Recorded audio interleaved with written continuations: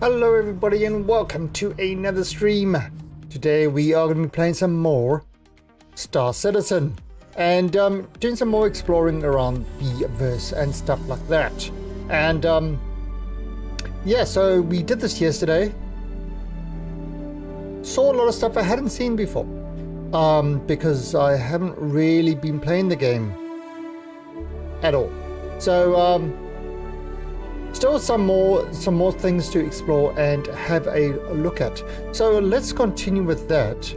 Now actually, can we turn on the face over IP? That was actually hilarious yesterday. The face over IP was pretty damn funny. Alright, let's calibrate this and see if it actually works. Alright, so what I'm going to do is, see, this is the second camera.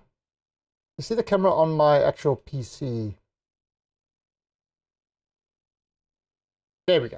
So that's kind of a little bit better. Now that camera is not my stream camera. Stream camera is on the stream PC. That is on my game PC. So it shouldn't affect anything. But yeah, you can see kind of is tracking my eyebrows, my eyes, mouth, that sort of stuff. Okay. So, that is there. Now we can head into the verse and so you can do character customization. Oh, where's my last one?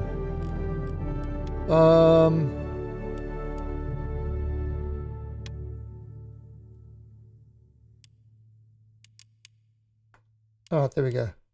I think last time we had this. Okay. Alright, there you go. There's your face over IP.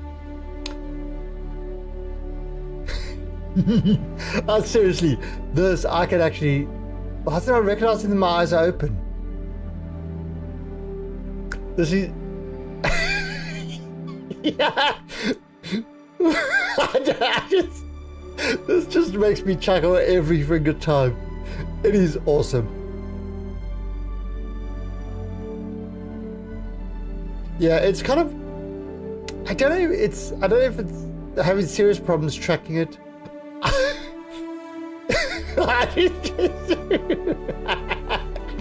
Oh, it's just so hilarious. Okay, so we just stay with this person we had last time. Oh god, that's funny. All right, so let's jump into the Stanton system. And now region best. Now I think that's going to take us to Australia.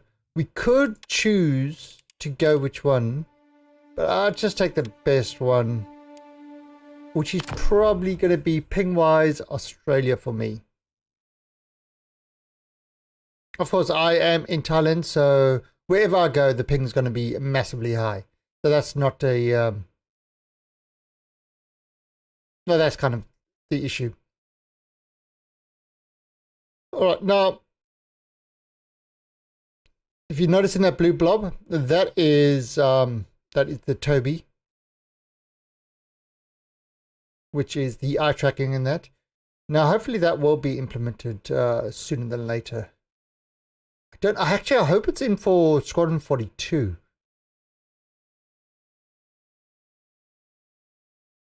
Oh, because they have said, they have mentioned doing, wanting to do support for it. But then again, they mentioned a lot of different things. So they could mean anything. Oh, cats on board. Hey, when my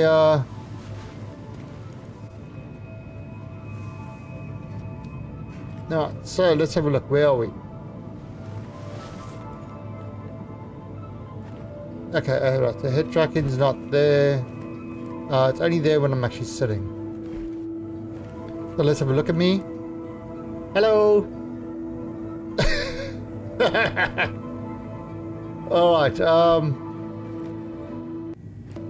So this is all the stuff. This looks like we on. Yeah, this. Huh? Can I inspect?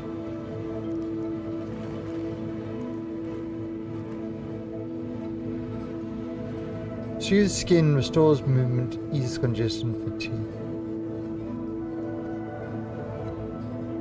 Ointment. Alright.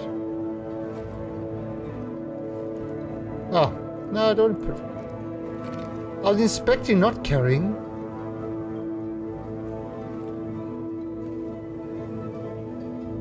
Alright, so yeah, let's remove the chat over there.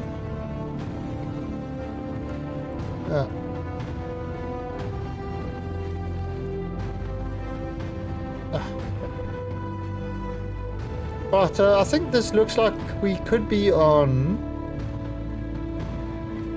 Oh, we could be in the big city. What's it?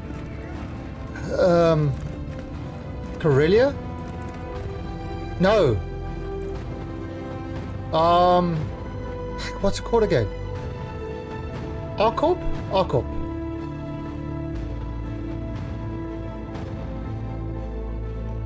Alright, so it's nighttime. So let's get into an elevator and go down to the deck and make our way to the I haven't been to Microtech. So let's make our way. Actually, let's make our way to the other. Maybe make our way to the other moon and stuff like that.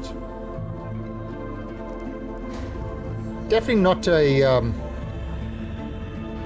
I'm not a fan of the navigation on this game at the moment, or the UI. I think it's horror bad. So I do struggle a bit getting around. And of course, the frame rate tanking like this is not... I mean, it's maxing out my CPU. 4-core CPU, and it maxes it out. Yes, it's a... well, 4-core 8-thread. So this game is highly CPU dependent. Which is... I sort of know why whenever they do a new area, that happens.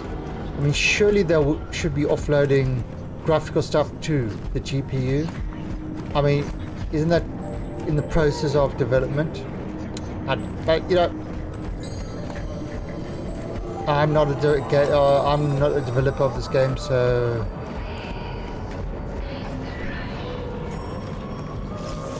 Alright, yes, it's got this fancy thing over here. Oh, it's so graphically, this game looks really pretty. Alright,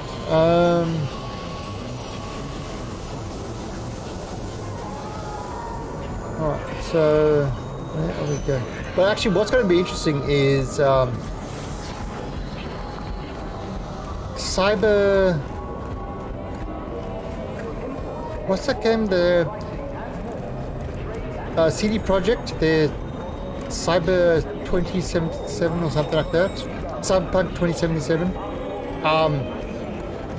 They've also shown their big ass city and stuff like that, and that's really going to be telling how that actually works.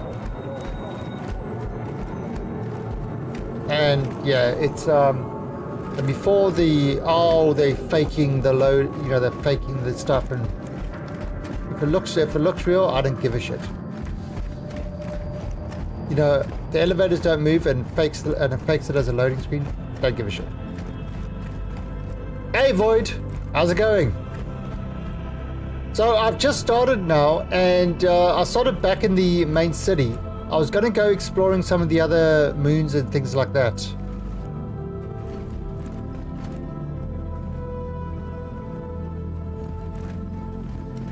I'm still amazed at how good this actually does look.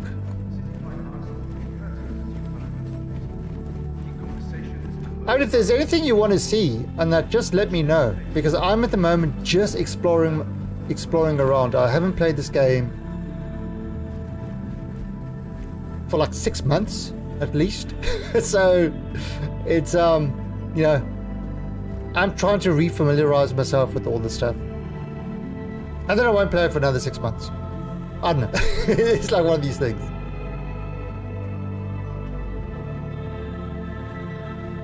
I mean, that's one thing I can never find fault with this game, is graphically the stuff looks just awesome.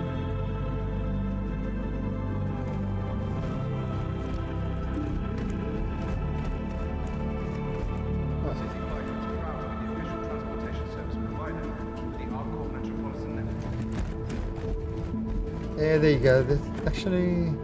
Huh. I was actually trying to do a hologram type effect. Actually, did I? Yeah, I was trying to do a hologram type effect with my... Oh, sure. Let's go into space and let's do some EVA and stuff like that. We'll take a different ship this time.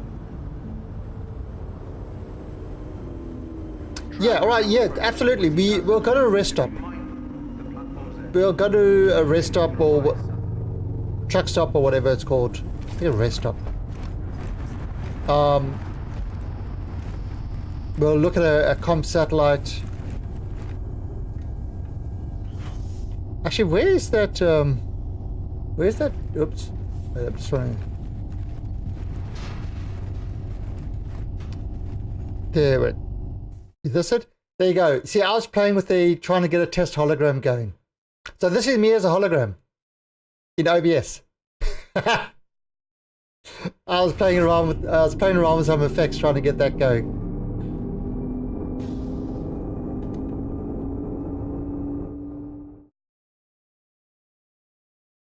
Actually, oh, am I stuck now? Oh, right. Oh, it's still registering my mouse even though it's on the different computer. Nice.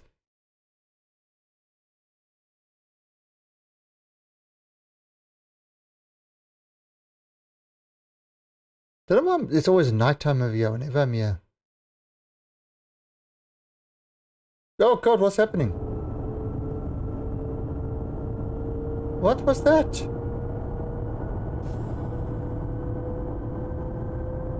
That was weird.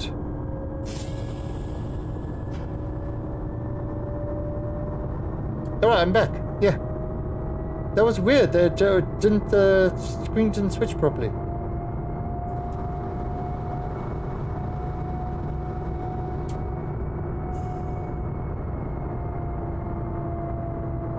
Bizarre. But I solved it.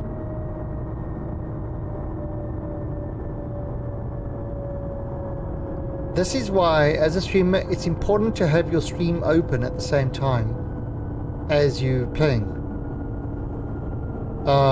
You know, on a second screen or on your phone or something, so that you can actually monitor what it looks like. Because I pressed all the right buttons, but for some reason, it didn't completely switch to the scene. Now arriving.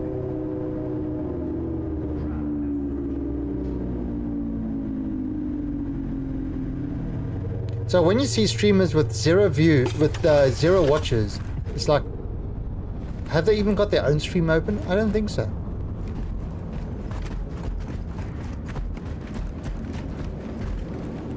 Alright. And actually, I've also got, I've actually got my stream sound is usually piped into my headphones as well, so I'm hearing the sound as you should be hearing it. So it should, so whatever I'm hearing is exactly what's going on the stream. You know, not, hopefully that catches all the stuff. Alright, so, what type of ship should we jump into now? Oh, these are the trade things. Are these the trade? No, customs. They're the trade boxes. Or maybe you can't buy stuff here. What have I got? Exclamation point fleet. Alright, so here we go. Alright, now our reclaimer destroyed, stored in Walla. Alright, let's claim this one.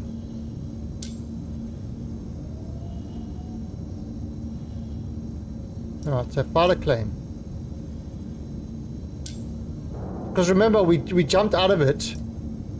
And we jumped out of it and or we fell out. Alright, so there we go. We've got a hammerhead reclaimer, which we did yesterday. Hammerhead's the other big one.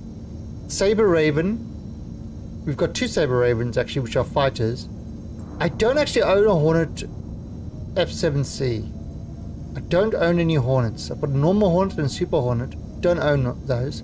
We've got the Terrapin, which is a pretty cool one. We've got the Cartel, which is an alien craft. That's a speeder bike. The Buccaneer's a great little fighter. We've got the Cutlass. Got the Dragonfly. We've got the Herald, which I actually don't have because I've got. For the latest travel I upgraded that to the Millennium. I don't know what's it called. Not Millennium Falcon. Oh, damn it! I forget what it's even called. It's on. Let's have a look. The Star Runner. That's it. Which is kind of the Data Runner as well. So you know, Data Runner and can do cargo. So. To me, it made sense. Oh, we've got the Gemini, Starfarer Gemini. Oh, well, let's we won't be doing any fighting because I need more people for it. But let's take the Hammerhead. That's a Your ship has been delivered to the following landing pad. That's a big ass ship as well. I mean, we will get it destroyed. No doubt about it. Hangar 8. No doubt about it, we're going to get it destroyed. I mean, I'll need crew to actually be on it to fight. You know, to use the things, but...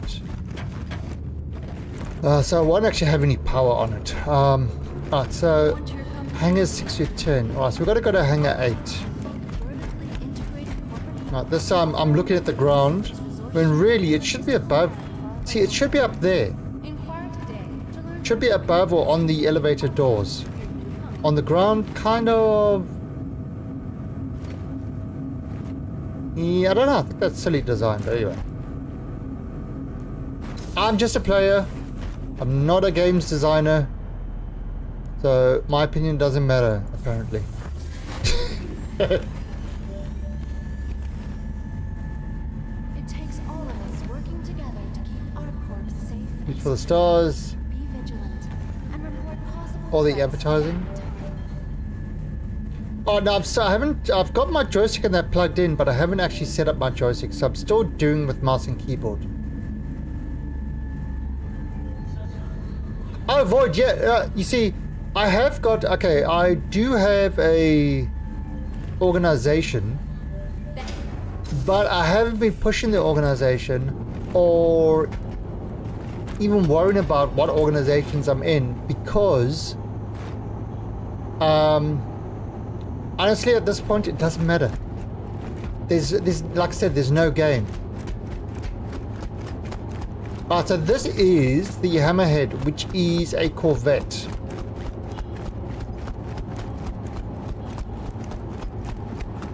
This is a 6-man cruise ship.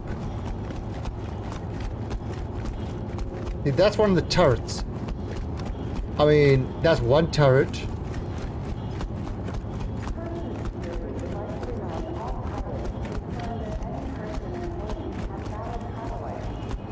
I mean, just look at it. I mean, look how giant ass these ships are.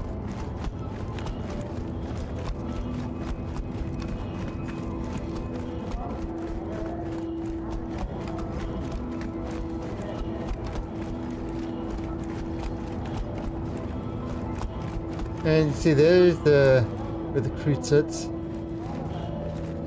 the pilot and that. Right, so let's go into the ship. Yeah, it's got this big hollow spot in the center. Oh, that's a bug.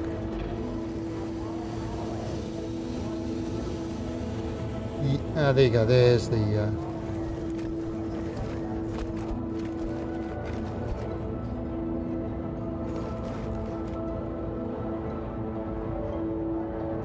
Oh. Where the hell's the up button? Oh. Okay.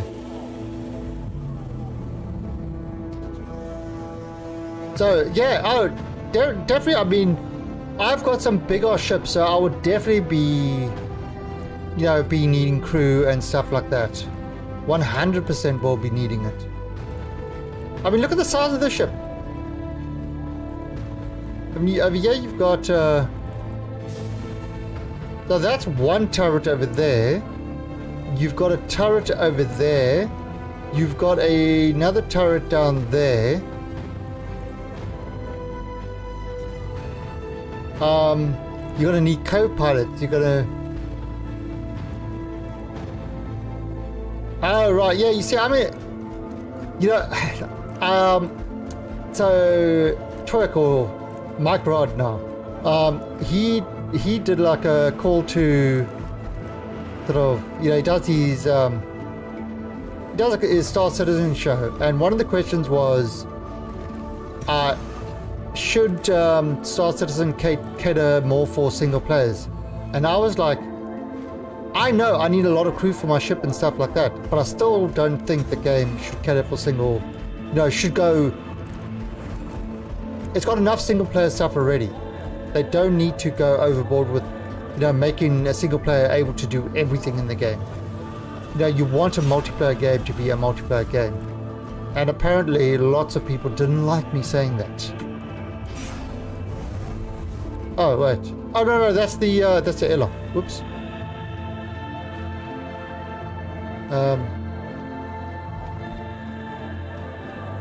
Oh yeah, co-pilot definitely, or even, I mean, co-pilot, pilot. I mean, you know, there are a lot of positions. There are a lot of positions open. Right, why can't I close?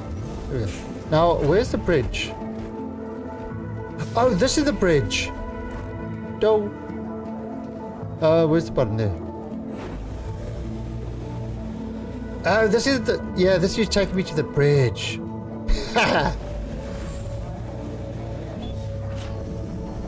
Yeah, I mean, I would definitely be doing a lot of this. All right, so here we've got the pilot seat, and there's the co-pilot. So let's enter in the pilot seat.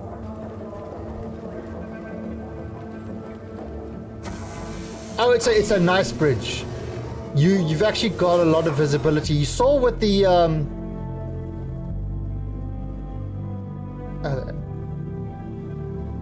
so you see you've actually got a lot of visibility here. But remember, your turrets, this is not really a dogfighter. It's a Alright, let me turn that. I mean, you know, they've done a lot with this game. Oh wait, where's my... Oh, engine on, engine. Flight ready. Aegis combat assist activated. Systems green. Alright, so... Comms. Contact.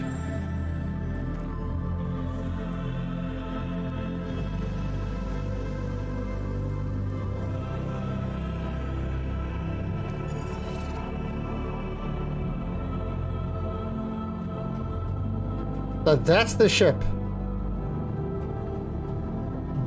This is the front. That's the back.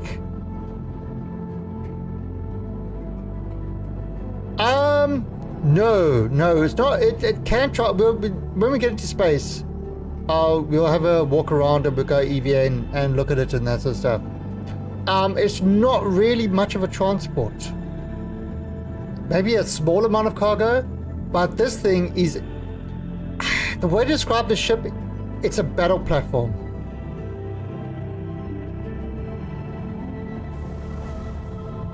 It's an absolute battle platform, and this is the thing. I mean, look at that.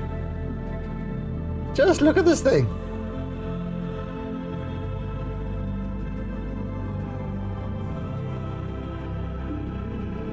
You see, so all these weapons, sort of. Now that's the thing. I mean, if you've got an account and stuff like that, and you get in game.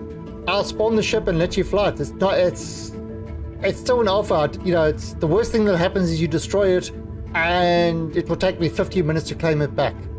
You know, any of my ships, if anybody's interested and wants to try them out, hey, just ask. That is not a problem. And that's actually a lot of people in the game will do that. Right, so let's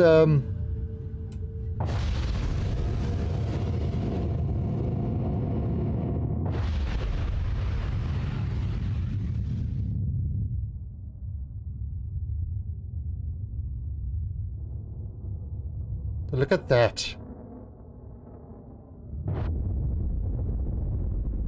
Oh, let's get back here. Oh, crap. Keep it at the 45.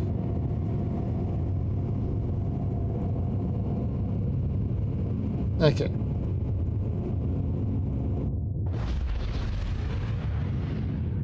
Just look at... Seriously, how good does this game look? Graphically and effect-wise and stuff like that. Oh, those are the missile things over there.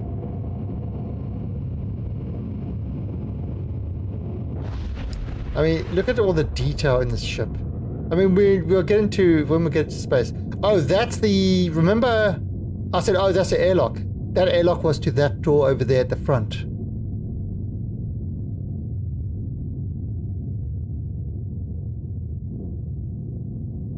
But this, I mean, I can see why it's called the Hammerhead.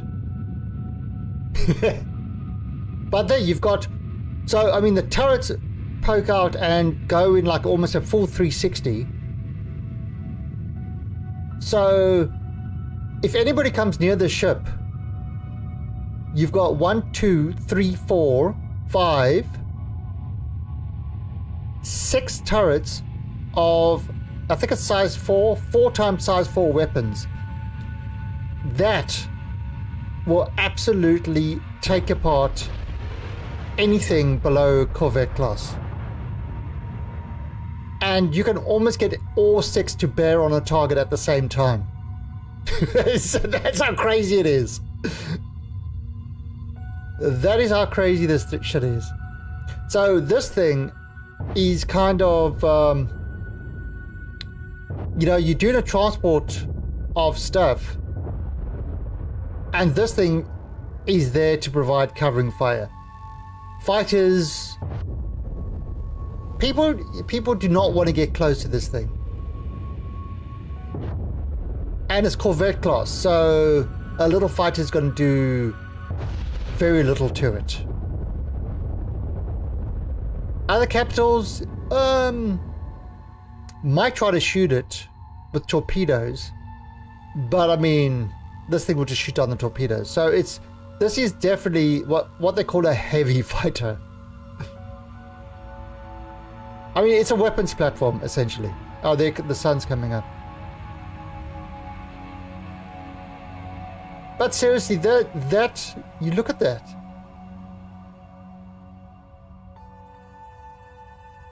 That cityscape and stuff like that. That's pretty real. I mean, I know people have posted YouTubes of 2 of these things duking it out and stuff like that. It's just crazy. Alright, so let's get back into here.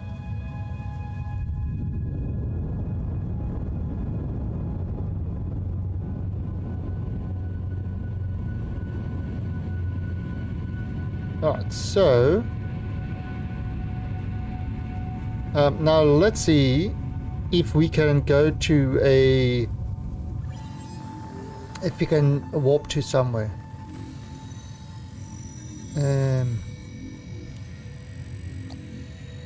I'll warp, keep saying warp. Oh, there's a Comaray. So let's jump to this Comaray.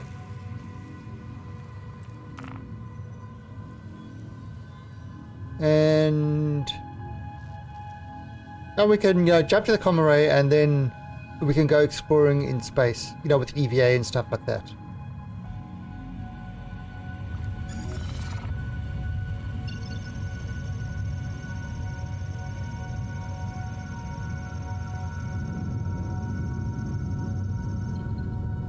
Now, where is that? That's up there.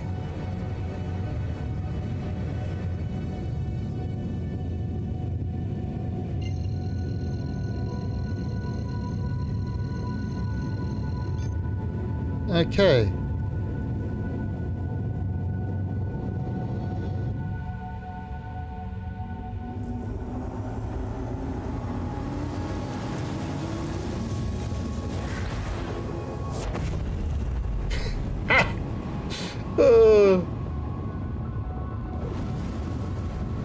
Oh, it's a small jump. And there's a Comaray.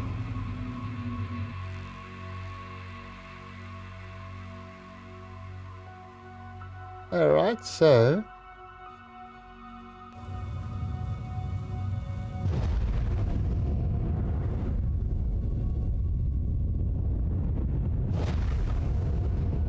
let's get closer to this Comaray.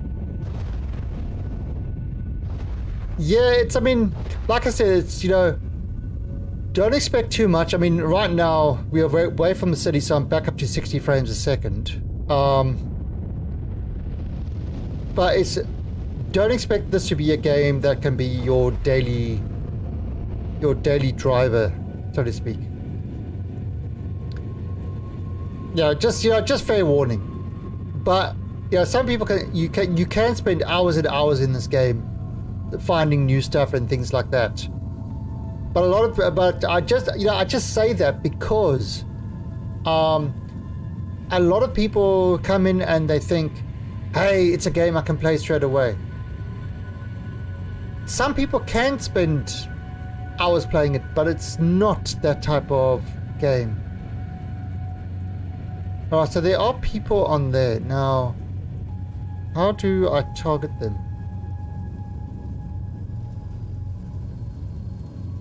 I don't even know how to target them anymore.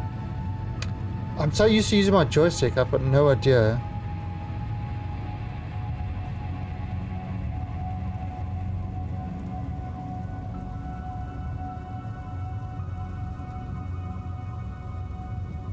I mean, I've got nobody that can shoot in this thing anyway, so... Hey, Quixies! Others are listening.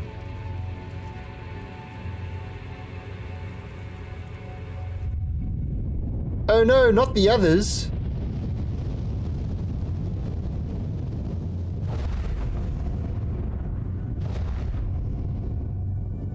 How are you doing, Mr. Quixies?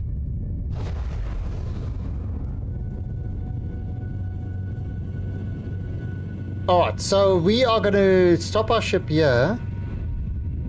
Are we going to go explore this EVA and stuff like that?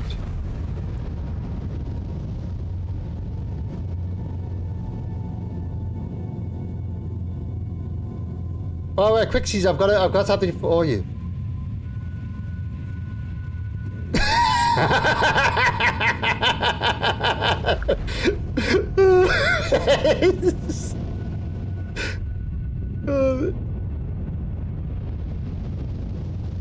Let's...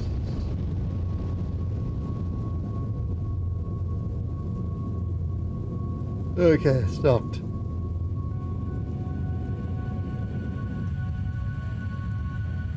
Hi, Quixies, how are you? Look at me. I'm flying the craft. It's exciting.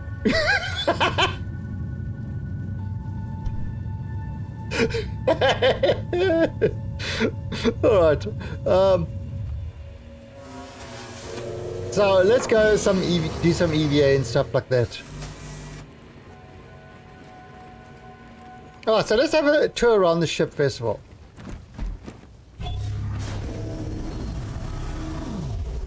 Alright, so this was the bridge, right? The bridge is like kind of bottom floor of the craft. Then we go into the main deck. Now that is the airlock to the front of the craft.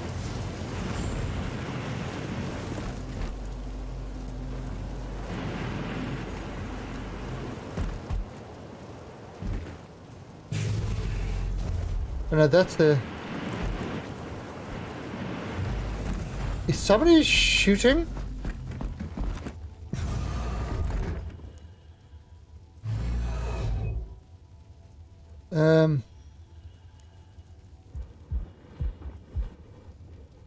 Right, so we're just getting one of the turrets.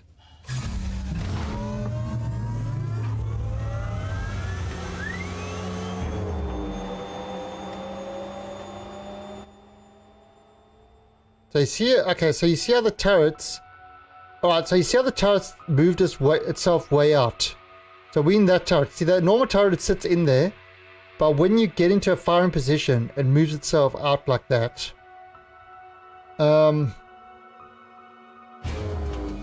Alright, so let's turn this turret on.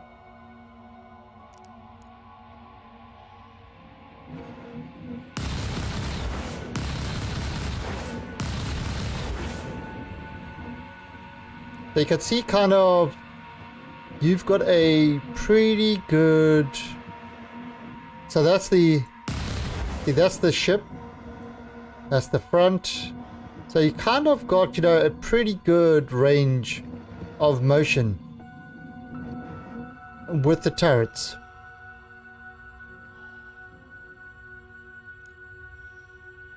Alright, so let's get out of this turret.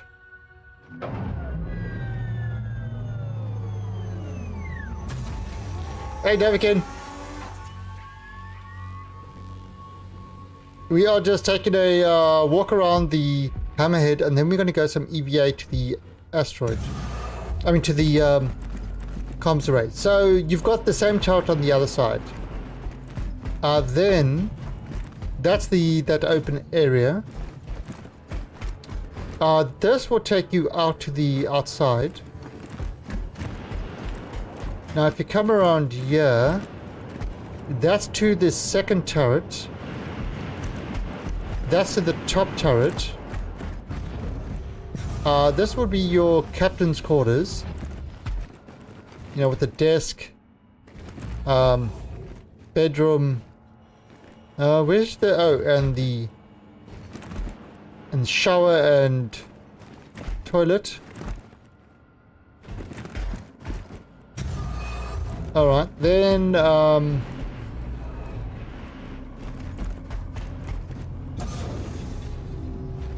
Okay, what's this?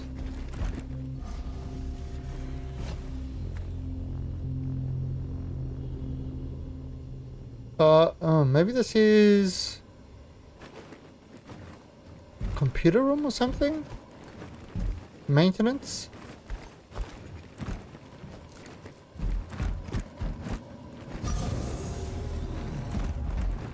Yeah, looks like a components.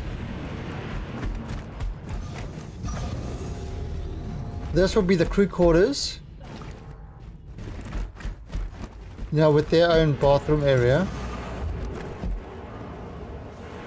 One on either side.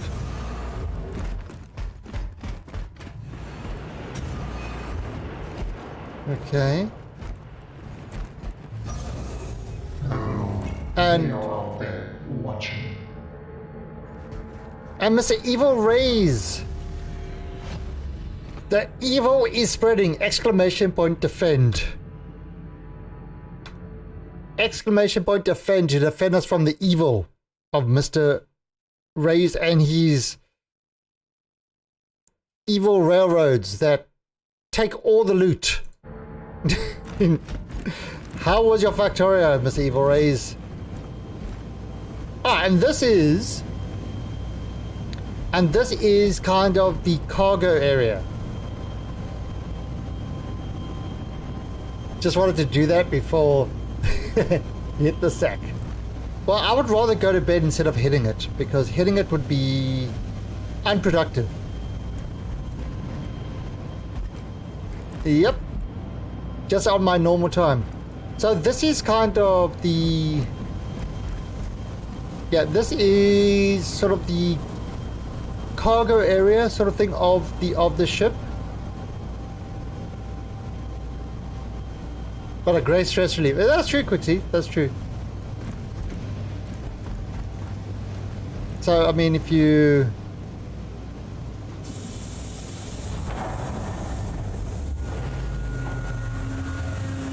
Right, so... See that space over there? Right, now, what's up here? Oh, that's the back... That's the back of the back turret. Yes. Then we've got up. Yeah, what's done this thing?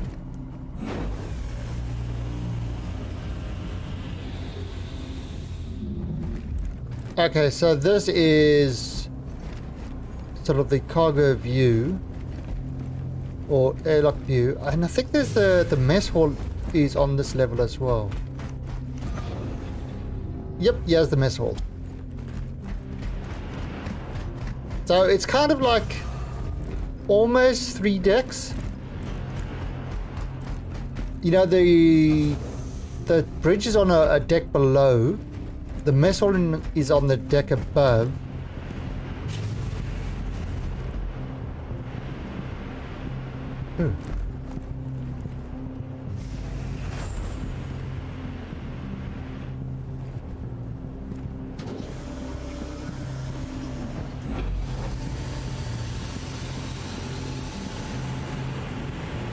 And there we go. Got a break. Okay. Right, so there's the science bridge. So if you go to the engine room, and let's go for a little bit of a EVA outside. Now that's one of the engine part things. Let's jump out here. Oh, and there we are. We jumped out of the ship's gravity, so we are in space. Look at that. Missiles. You can see how big this ship is. Is it T for torch? There.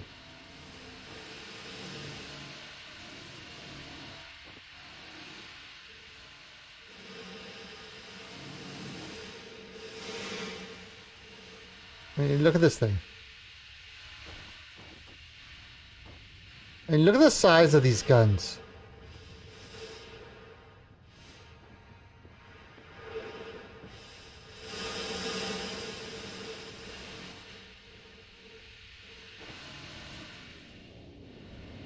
Now it's kind of auto stabilizes, so it's not sort of the EVA like you have in Hellion. Oh, there's a dent. Oh, I've got a dent in my ship. Who dinged it? Who dinged my ship? Oh, it got one on both sides.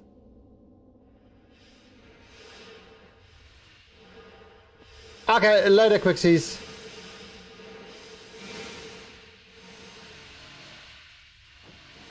Alright, so let's go into the satellite.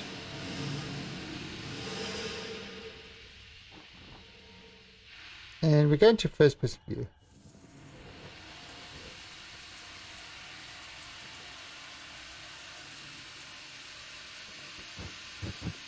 Actually, I could have parked closer, couldn't I?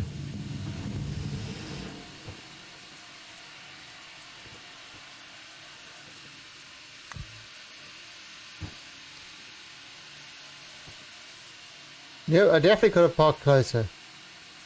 Judging distance in space is hard.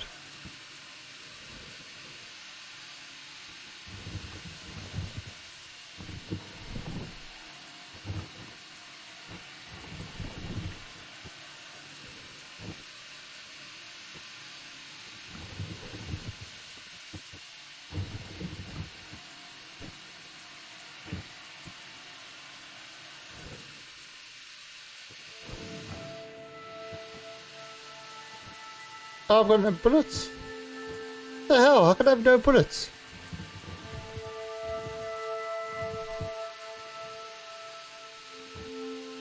Yeah, I've got no bullets at all. What a disappointment.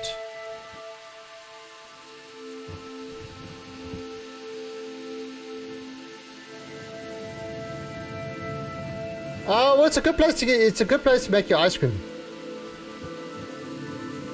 Nice and chilled.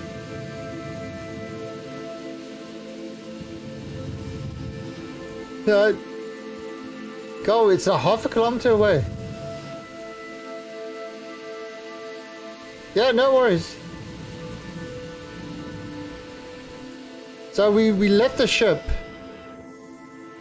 The ship's back there. The ship's like almost 700 meters.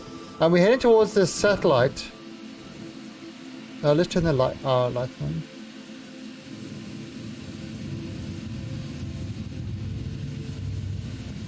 Is there an entrance to this comm array? There used to be entrances.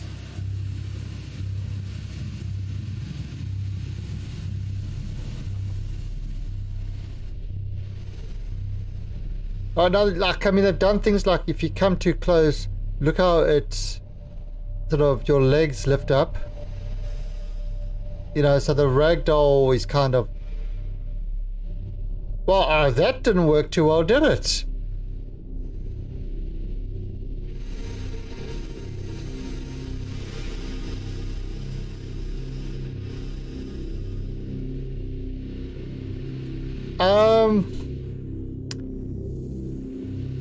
I don't know. I honestly don't know how much of that system they've implemented.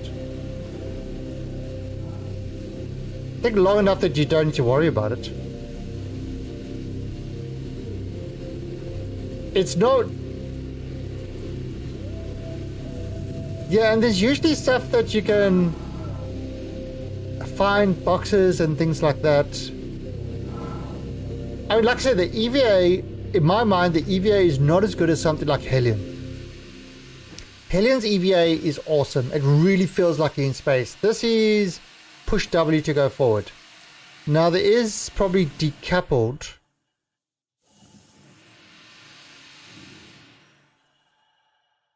But I'm not sure.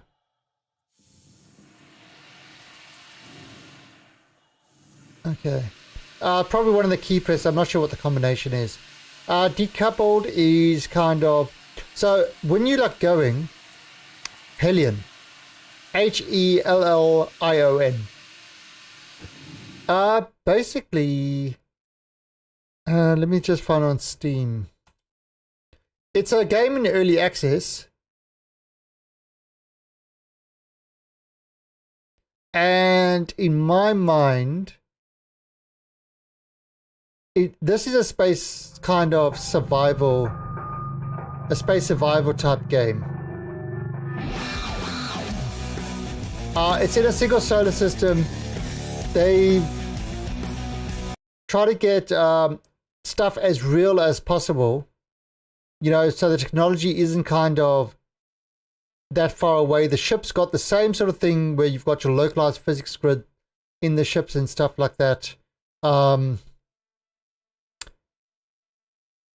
It's pretty good, but it's really early. But when you are in space, it actually feels like you are in space. When you EVA, it really, to me, it's the closest feeling of EVA. Now, I mean, it's the type of game where you've got to go to find various parts and scrap them and stuff like that to build your station, collect resources and things like that. Very, very awesome little game, but it is very early in development, so not huge.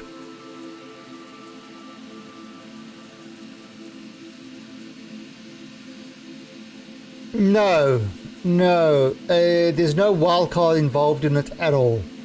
So that makes a difference. It's a very small little team, but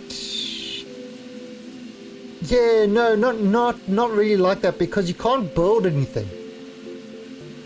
What you have to do is you have to find an abandoned fabricator module and then tow it back to your station and plug it in. So definitely,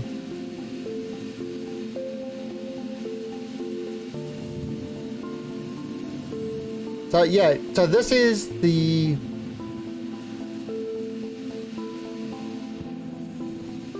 yeah, I've got my torch on. So this, now in case you didn't see me going over the hammerhead. Osiris New Dawn started out well, and then it became a pile of poop. I'll yet to see if they actually can rescue it. So there's the, you know, from this you'll be able to see people walking inside and stuff like that. Subnautica. Subnautica.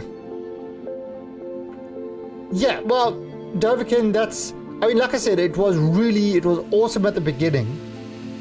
And then it kind of...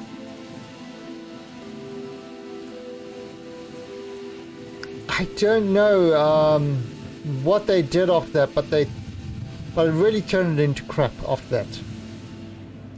Yeah, I mean... It was a hard planetary survival game.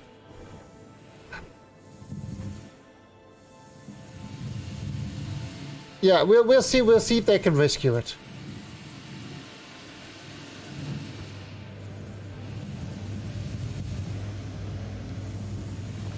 So I mean, yeah, so you can see what kind of, I mean, the detail that they've put into these ships is pretty incredible. Yeah, vehicle elevators in space. Yeah, that's the cargo area of the thing. So you could actually have a space bike like a Dragonfly or a Nox kind of parked on this, and then you could, you know, use that to get around. I think it's a little bit too small for any sort of ship. Right, and let's close this up.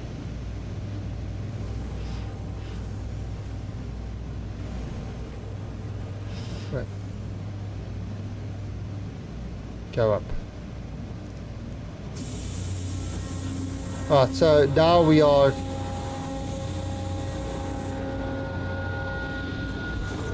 And now the gravity kicks in. And there you go, I'm inside.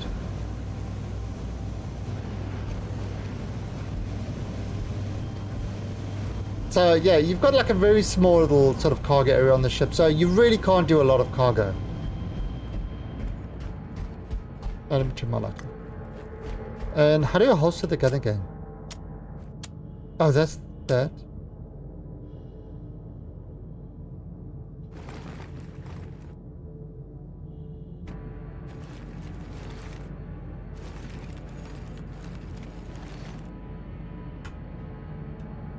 Nope. M H G. They keep changing the keys, so I never know. Flight on foot.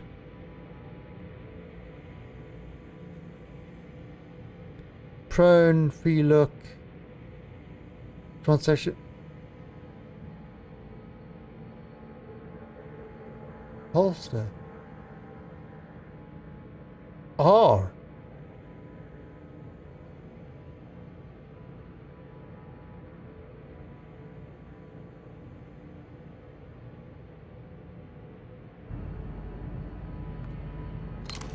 Oh, you hold R.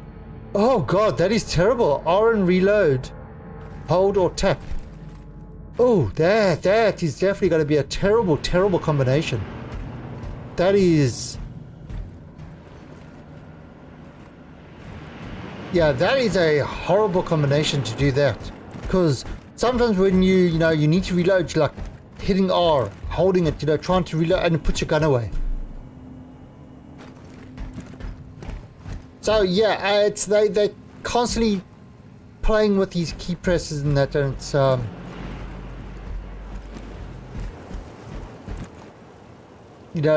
that's why I actually don't know all the keys and stuff like that, because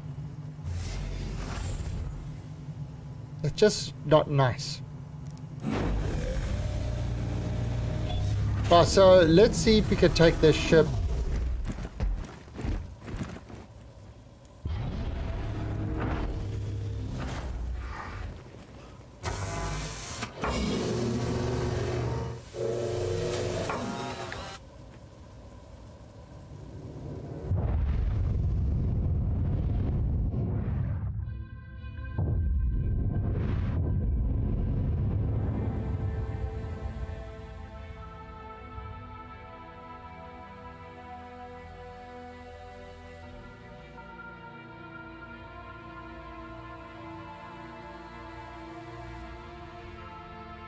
Oh, that really is cool. Right, so,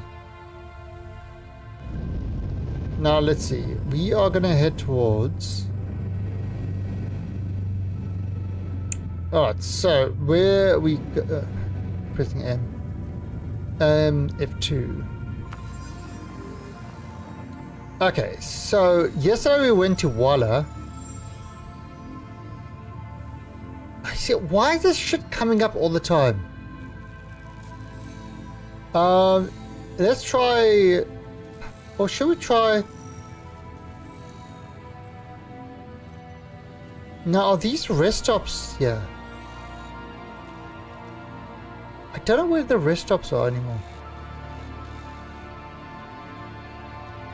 I mean, these are like range points, but are they actually rest stops? Let's actually go over to Microtech. I haven't been to Microtech yet. Okay, so, it's a little travel away, but hey, why not?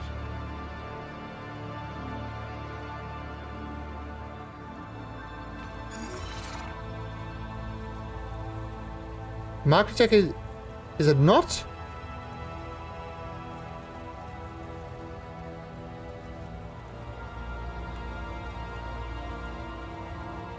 I thought it was... Well, we'll travel over there anyway. It'll just be empty space. Oh, really? God, I thought they had that in there. Wow. Okay, so they're even further behind than I thought. Alright, let's go to that one then. 3 points. Yeah, they keep dropping different things. I don't know.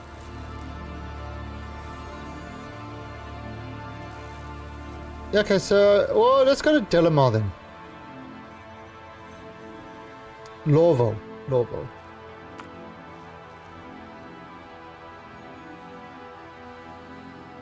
Is it Lorville or...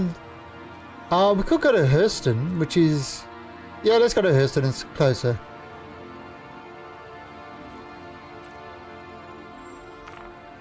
Every 3 months at least. And sometimes before that. Right, so we're going to go to Hurston, which is another planet that's got a city. Now, Hurston was a... they had a planet that a company bought, and they used it to test weapons. They've used it for everything, so it's a pretty polluted planet. But it's not a complete city planet. So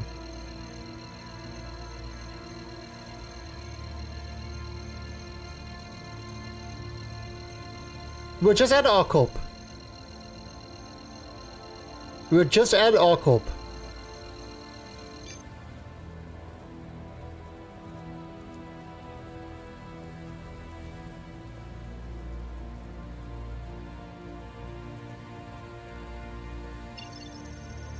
God, I have to press it again. Now, because I'm in a big Corvette, my travel time should be a lot Quantum travel initiated. Shorter.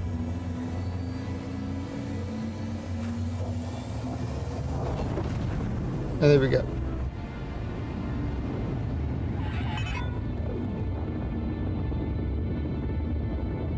So there is the Hammerhead in flight.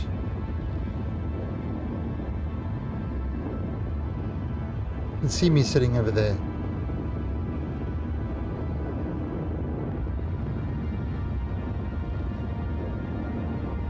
I mean, the Hammerhead is such a cool looking ship.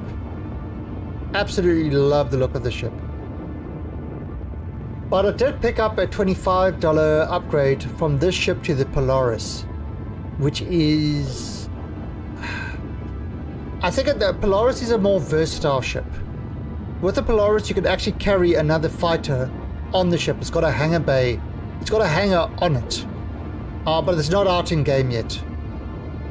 It doesn't have as much laser firepower, but it's got torpedoes. It's got a whole bunch of torpedoes. This doesn't have any torpedoes. This thing, and I mean, you think about the Polaris is it's got a med bay and stuff like that, so it's definitely more of a long range type of ship. This one really isn't that long range. I mean, yeah, it's a ginormous escort fighter. But so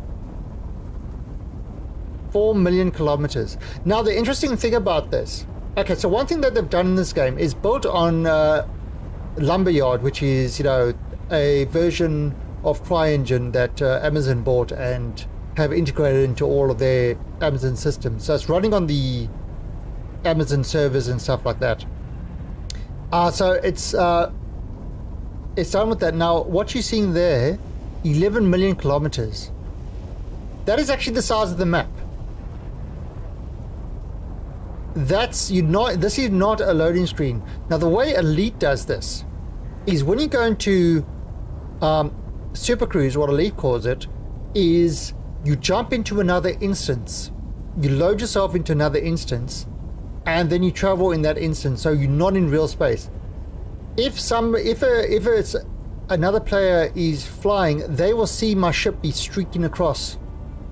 They will actually see my ship. They can interact with my ship because it's not in a separate instance. It's in the same thing. Polaris is a Corvette Hammerhead. Well, it's Corvette class, but it's a different. It's more of a heavy fighter.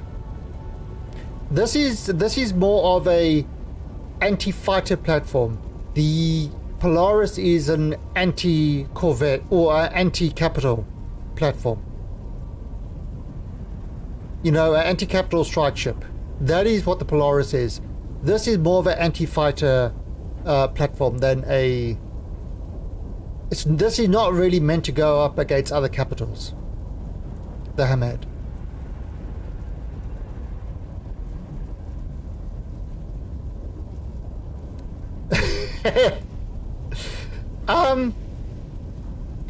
That's gonna be, it's gonna be interesting. I mean, this is what I'm hoping for with the gameplay. This is kind of what I'm eventually hoping for, is how is this stuff actually going to turn out? You know, what is the actual gameplay that's going to happen? And the thing is, we haven't really seen any... look at the planet coming into focus.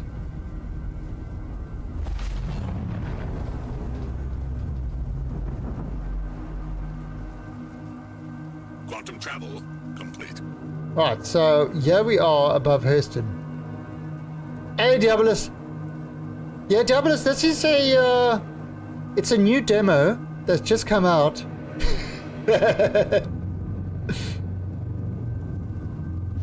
And I'm finally taking a look at it again.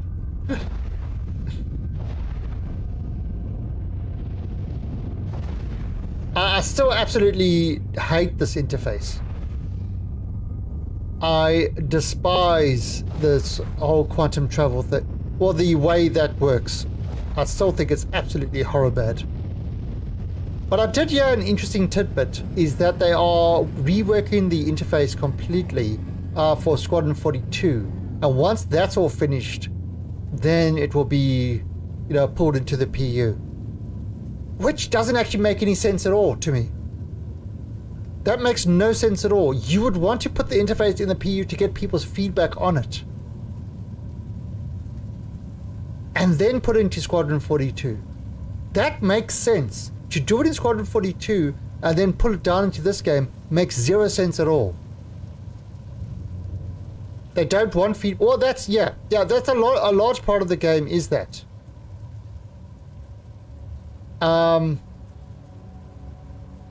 That's kind of, that's, you know, so you just hit so Diabolus is he's also he's very knowledgeable on Star Citizen, way more than I am. Absolutely. He's kind of he plays it a lot more than I do. You know, I look at it every couple of patches and that to see if, you know, it's any better, and then go from there. But Diabolus loves the first person shooter aspect of the game. What do you think of the new flight system? Oh, you're an Ivocati man. Okay, so alright, so Void, what he's talking about there is what they do is they break the group down into this. When they do a patch, they have the internal testers. Then if they need to increase that internal test when it's really, really buggy and trying out new stuff, they have a group called the Ivocati, which are people that usually give a lot of feedback and stuff like that. Anybody can become an Ivocati member just by, you know, doing a lot of feedback and, you know, reporting bugs and things like that over a while. But there is an NDA with that. Now, once that's done, then they release it to the player test universe, and they've got different waves of the player test universe. It used to be people that played often and stuff like that would be in wave 1. I was usually in wave 1. But now it's, oh, if you've paid a certain amount, you get to wave 1. Or you have a subscriber, you get to wave 1, which is... wasn't pleased about that change.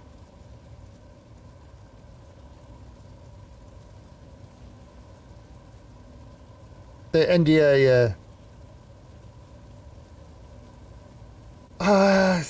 Alright, I mean, if I was ever offered Ivakati, I would tell them absolutely 100% no. Hell, I hardly touch the PTU anymore. The PTU is so buggy. I would not even be able to take the Ivakati thing. Alright, so let's see if I can get to what's it called over here? Lorville. Oh, Lorville. What's the one on Delamar? What's the city on Delamar called? Okay, so we're going to go to this big city area over here first. Alright, so... Okay, see that... God, I absolutely hate that system now. Levski.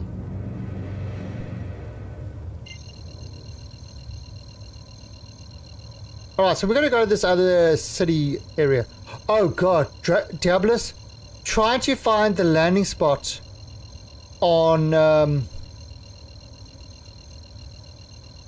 where did we just come from? On Arcorp. Holy shit. It is so bad.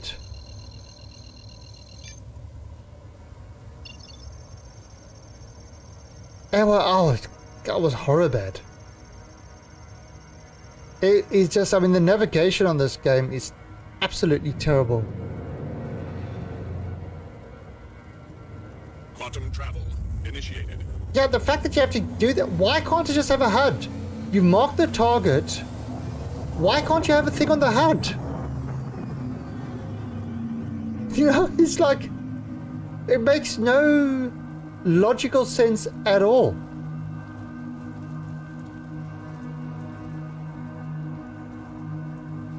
I mean, Quantum Drive is for Quantum Drive, it's not for...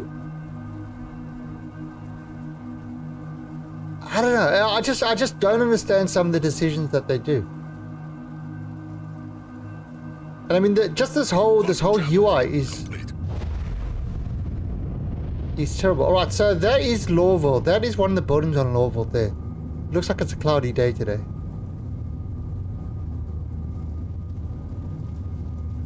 Yeah, like for example there. Why do I need to do...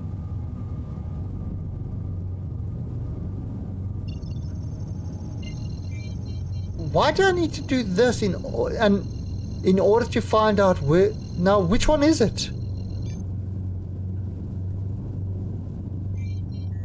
Is that it? No, that's it. I mean, how is this a system that is acceptable to anybody?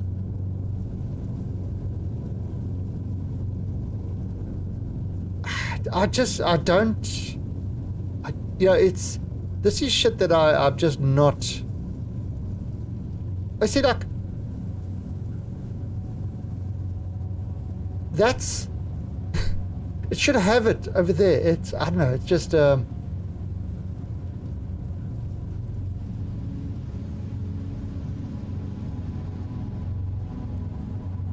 Right, so we are heading down there.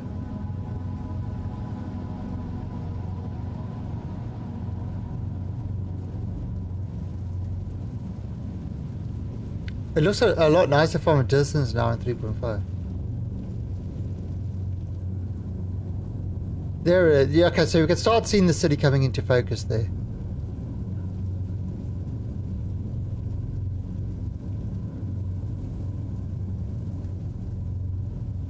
Okay, so yeah, we go.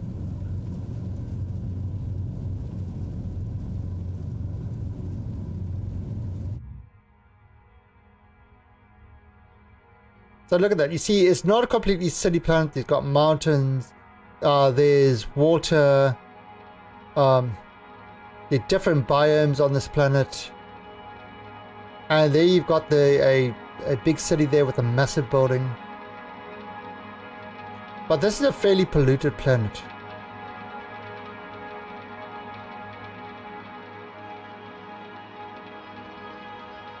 Oh, Diablos, I was actually able to take off and land the Reclaimer. I was very proud of myself.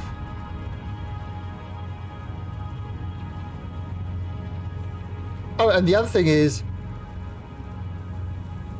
What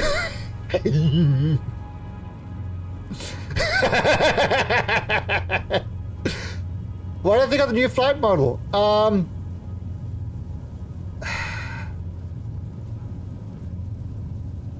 I haven't even bothered to put my joystick on it yet. I will leave it for a while.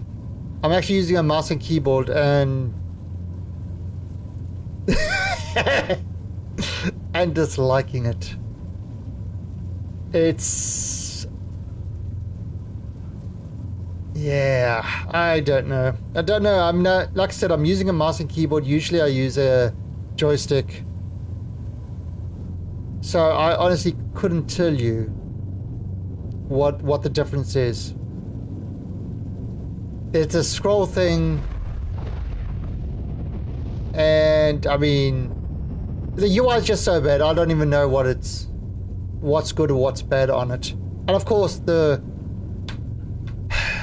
chat keeps on popping up, which I don't want every time I change out of it into it.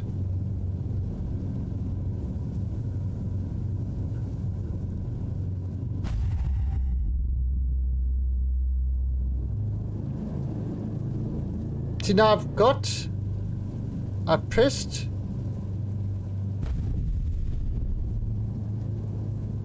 So I don't even know what my speed is. Honestly, it's just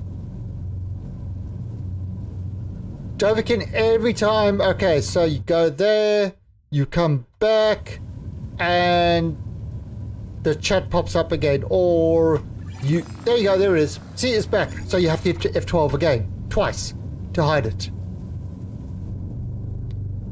It's not that I don't know how to hide it, it's that I have to hide it every single time I change a screen.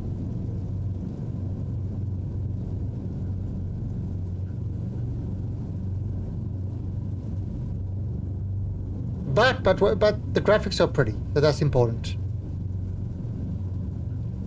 Not even that. If you go into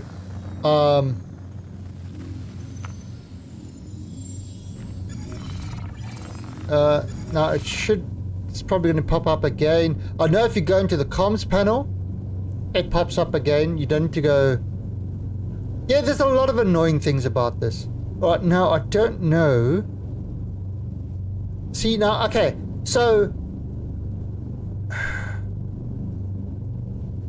now I think I see where the landing pads is, because I'm seeing where the other ships are.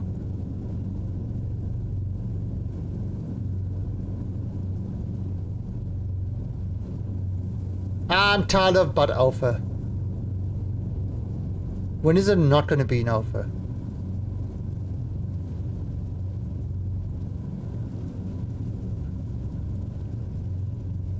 I mean, I did like the fact that you could limit the thrusters with your up thrust and down thrust, so that I didn't slam into the ground with my Reclaimer. So I did like that aspect of it.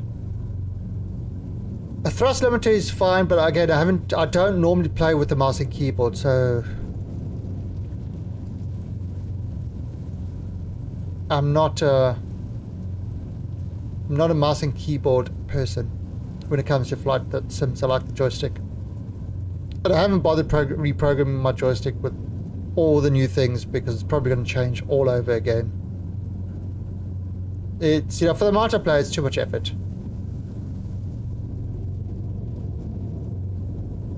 Alright, so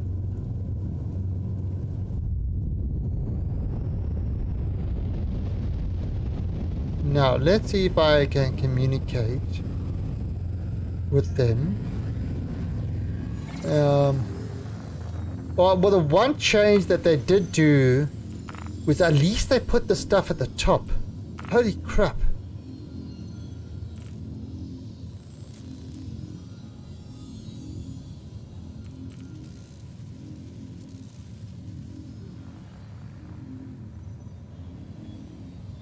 Did it give me a landing spot or didn't it give me a landing spot?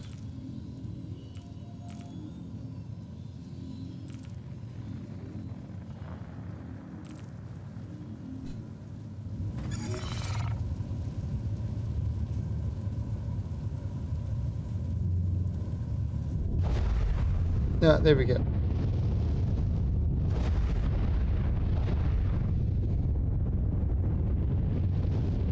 There it is.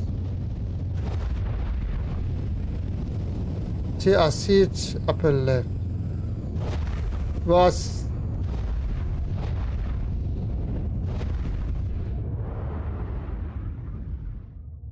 I mean, look, you cannot deny that this looks absolutely freaking cool. I mean, I don't care who you are, this looks cool. Oops.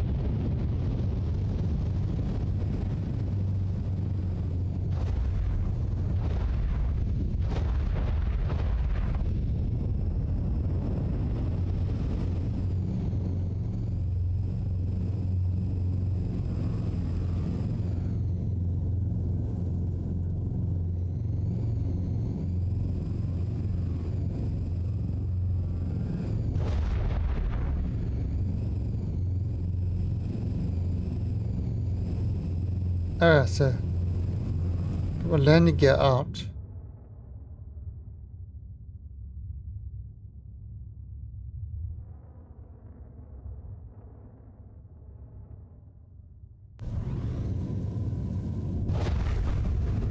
Alright, I can proceed to go down.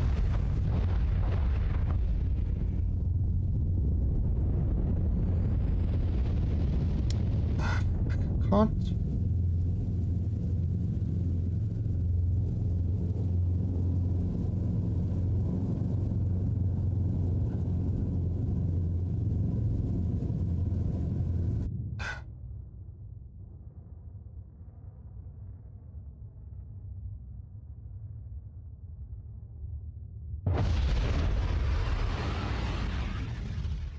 Yeah, the landing, I'm sorry, the landing, they definitely need a better landing system.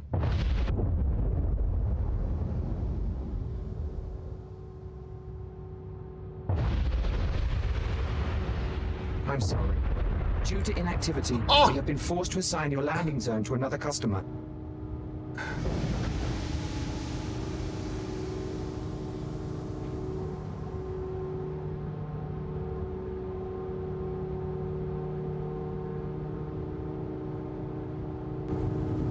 Absolute jerks.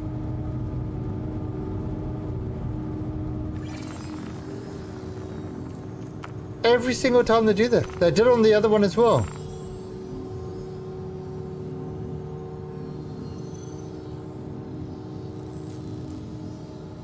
What happens if you take too long? I mean, yeah, well, the other one is like when you try to even find your way to where the actual landing zone was. Alright, so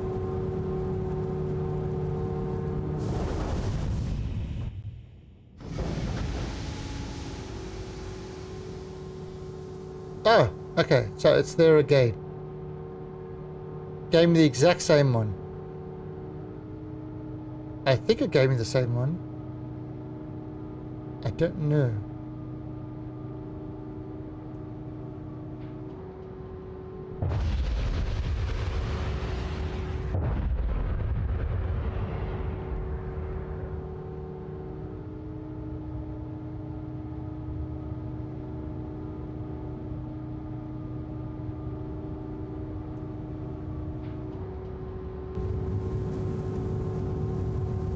So if I do that there, Z F4.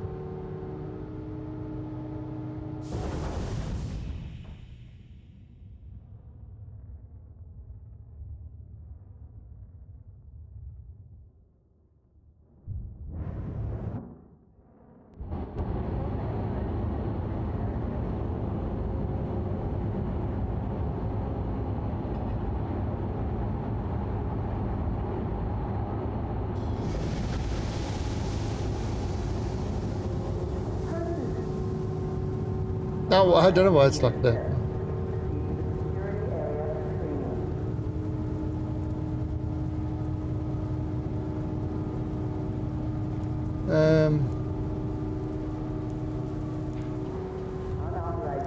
Weapon systems offline.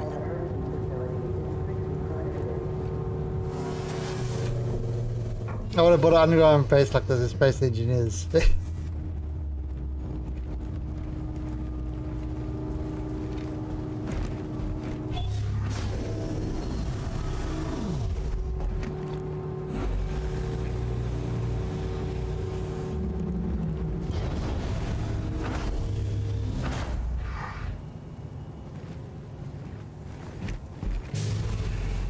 Alright, so turn my light on so I can see where I'm going.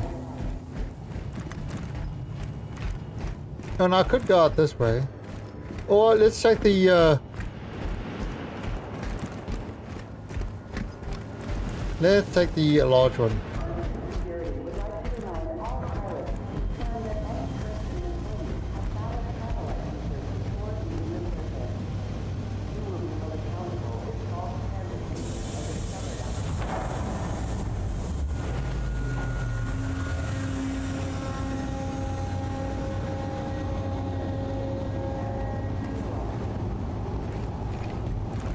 But I turned the engines off.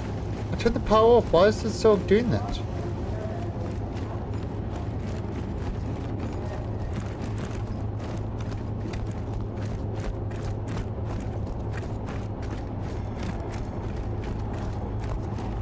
Alright, so heavy cargo personnel. No, I turned power. I turned the whole power off. Crap.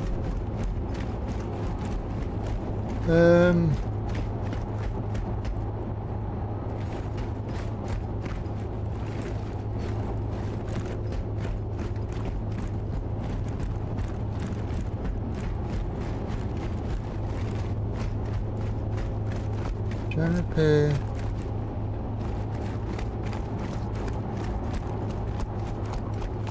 Heavy cargo. Right, so we're trying to find a way out. Landing bay arrivals. Oh, there we go.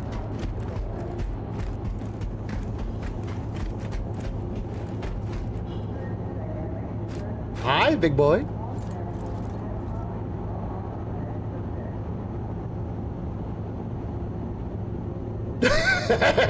We're sorry. You exceeded the allotted time to depart. We will have to return your ship to storage. Initiating ship storage procedure. For your safety, please vacate the area. Thank you for your cooperation. Come on, I want to see the ship. I want to see the ship storage procedure.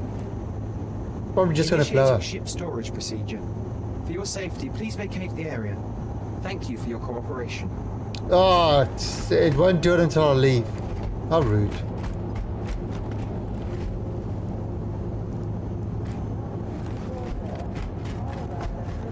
Oh! It just disappeared. Okay.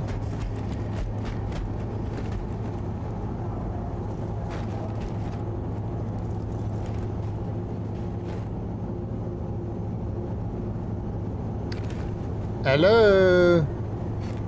Elevate. Oh, there it is.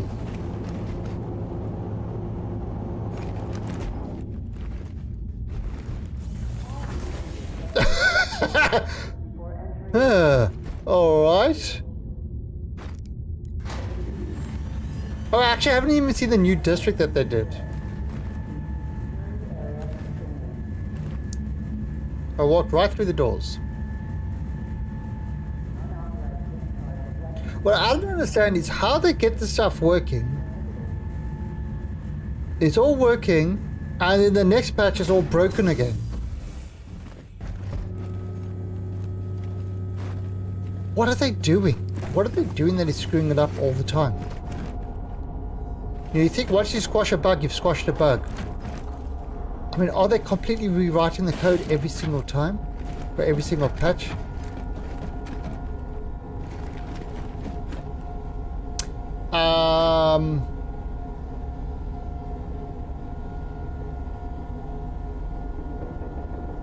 Dude. You've, guys are a little bit close. Siamese?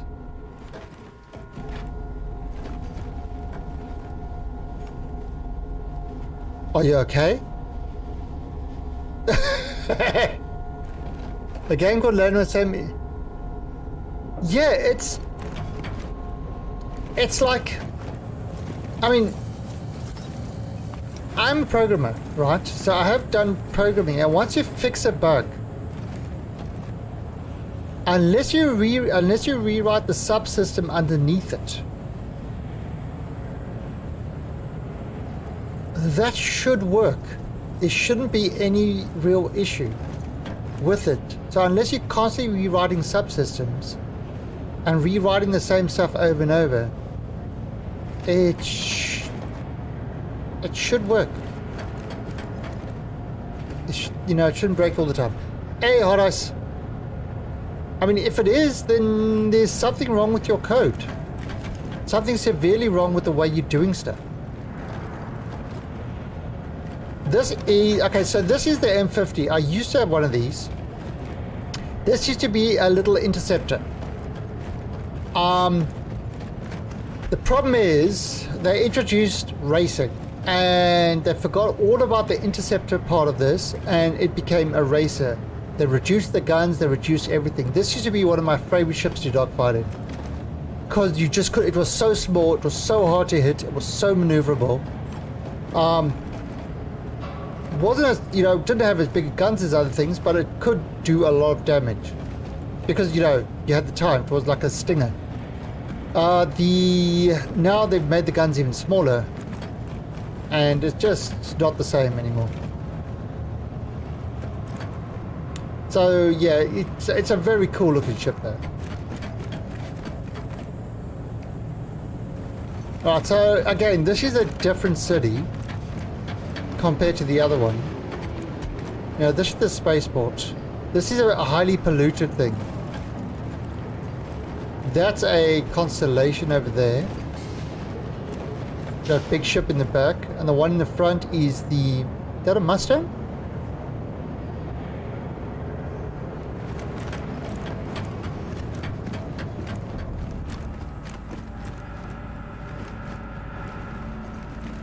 Oh, we can't go in there. Alright, so let's now leaving. I think we can go out there, really. Oh yeah, this is, yeah, so this is kind of a showroom if you want, you know, looking to buy ships and stuff like that.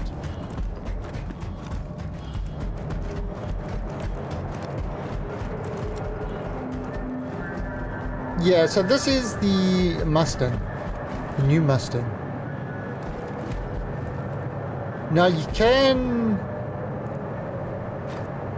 buy it for 391,000 AUEC. So you know, but it's, so this is, you know, this is the competitor to the Aurora. Now the new design of it should have a wing thing that. You can't actually open it. Should have this thing opens up and, you know, the cargo container fits in there. This is the Andromeda, which is another multiplayer ship. This is a sort of the whole lift underneath, and it's also got a snuff fighter at the back, so you can climb into this, and it's another small little fighter on it. But the maneuverability of this absolutely sucks ass. And that used to be kind of the big ship in the game. Now it's kind of medium. This is the Hammerhead that we flew in on. So you can kind of see the size of this compared to that which used to be considered a big ship. And all these ships are in game, you can fly them.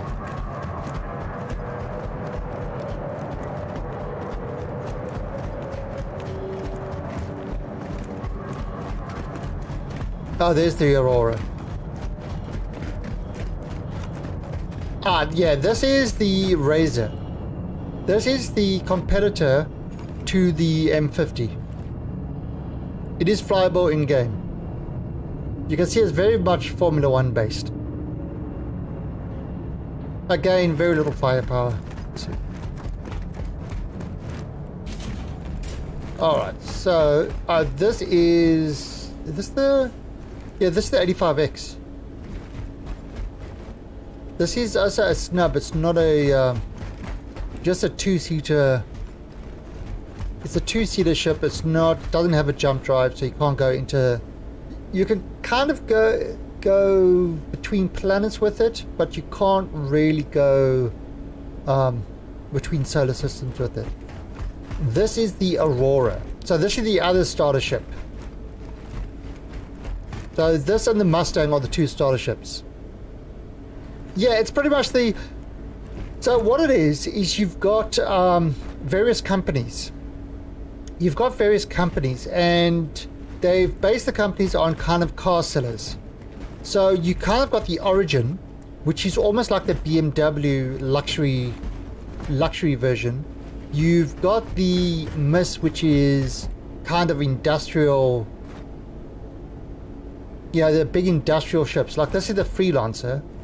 No, this is the Pioneer. This is the Pioneer, which is the mining ship. The same guys that make the Freelancer, which is a cargo carrying. I wouldn't say Bentley. I would say more BMW than Bentley. Although, then they do some things like the 890 Jump.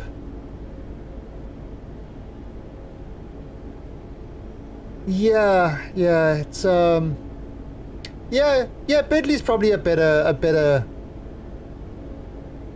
over the top luxury with no real. Yeah, Bentley's actually right. It's over the top luxury with no real performance gains. BMW actually gets you performance gains. Bentley, not so much. It's just over the top luxury. Yeah, that kind of sounds like it.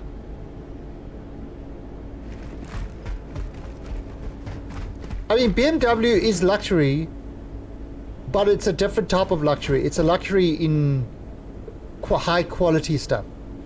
Which translates to performance gains and stuff like that. I haven't really seen anything like that in this game.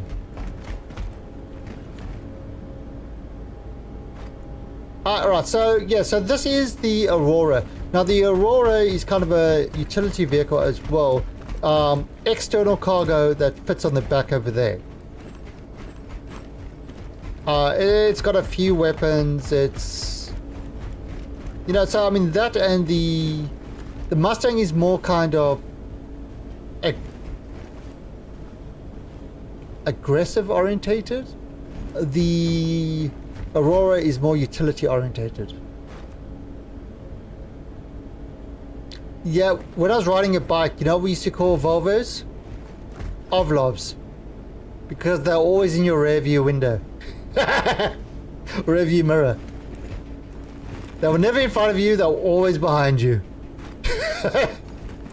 Ovlovs. Okay, so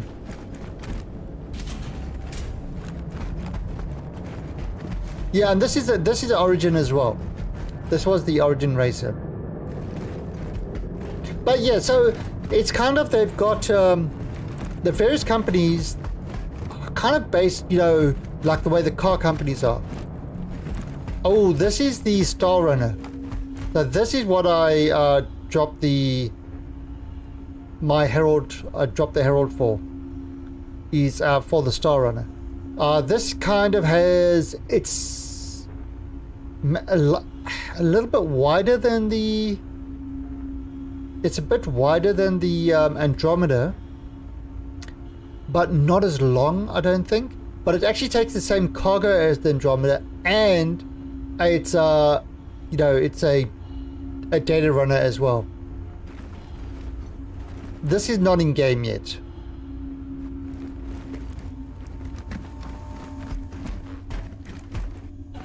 This is, the Vulture. Is it the Vulture? Which is kind of a salvager, a small salvager. Alright, so let's go towards... No, that's hangars. Elevators to hangars.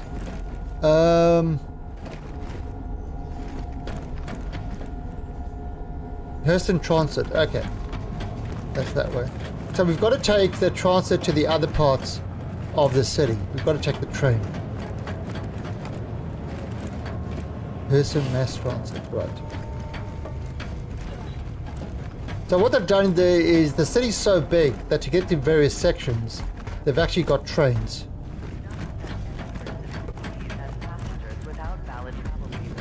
Alright, so this is the Commerce line and the Spaceport line.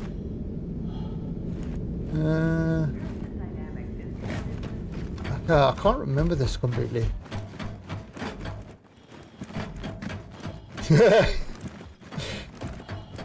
Alright, so there you go. These are the various locations that the train system goes to. Actually, I haven't been to the business district. Let's go to the business district. I haven't been there yet. Trespassing or attempting to trespass on train tracks is a serious and dangerous. How long? 56. Alright, so this one's gonna be before. So actually I haven't been to the business district at all. When train is approaching.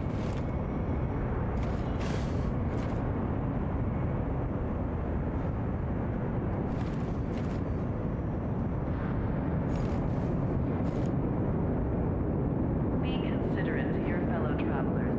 Do not lock doors. Yeah, it's hard answering. It's hard remembering stuff. Remembering things is hard. Hurston Security reserves the right now to search travelers and stand by and let passengers disembark before boarding.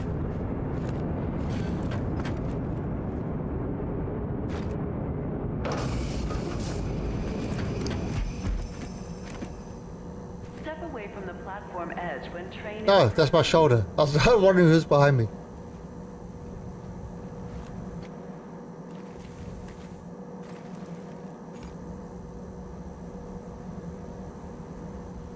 That's what you need in the morning, Considerate Fested. to your fellow travelers.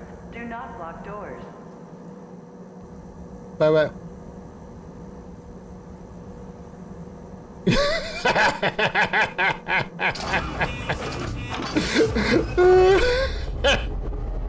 Oh, that is so awesome. Next stop, Central Station.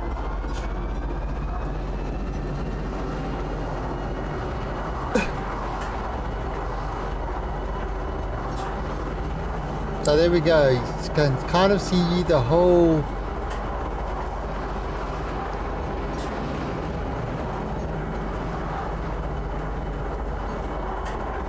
a very grimy city.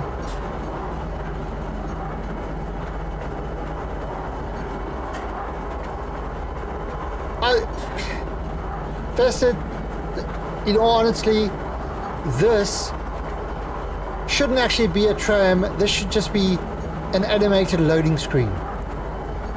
The fact that they've actually had to build all the tracks to make the things travel along the tracks and do the whole thing, also completely unnecessary. There's a lot of unnecessary stuff in this game. I mean, a shit ton of unnecessary stuff.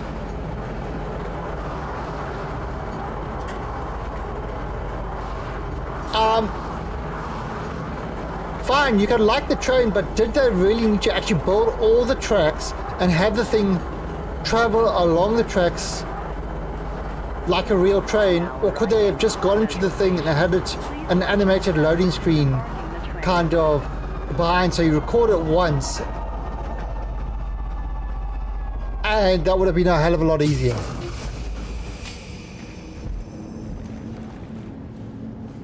Alright, there you go. So this is this... Oh, I've never been here.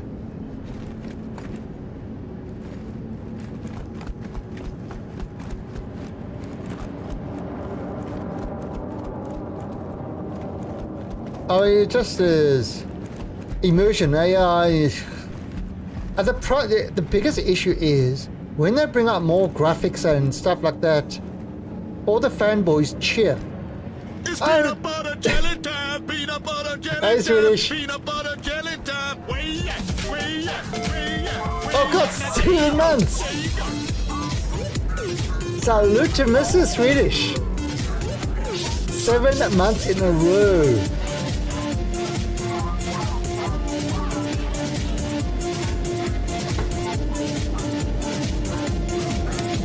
Hey French, the hyper dot in chat from Mr. Swedish. Hey French. Yeah, I mean, there's a lot of absolutely unnecessary stuff in this game that won't break immersion if you don't have it. I mean, Business district. it's just there's a reason this game is taking so long, Person Dynamics CEO. because they're reinventing everything instead of using what is good working applied techniques. You know, it's I don't know. Reminder, employees are But people seem to cheer them on for it, so people who actually want a game are pretty much screwed. punishable offense. I've actually never been in this area.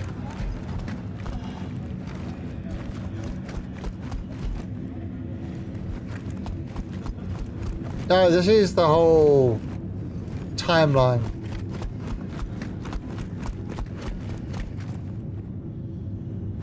Of this tower.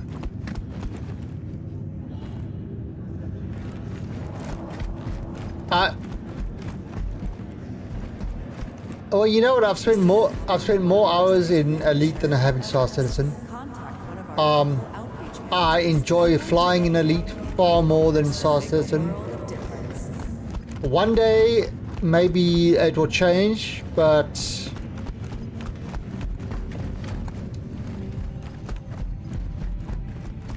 yeah, I don't know when that day will be. And at the rate that they're going, we'll probably have virtual reality. I mean, Elite, where you actually, the ship builds around you and you'll be playing like that before Star Citizen is complete.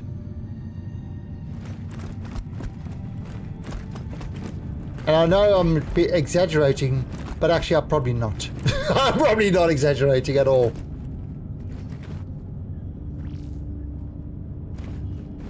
So this is all the stocks and things like that. I mean, graphically this game is absolutely gorgeous and beautiful. And really impressive. But I've yet to see a game. I think I've seen double over here.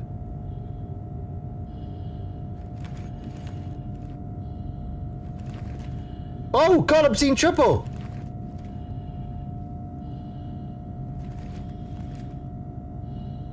I've seen triple.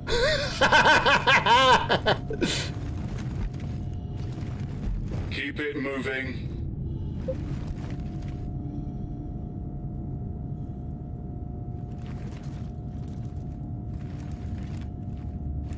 Keep it moving. Alright, hot ass. I'm gonna give you a big smile.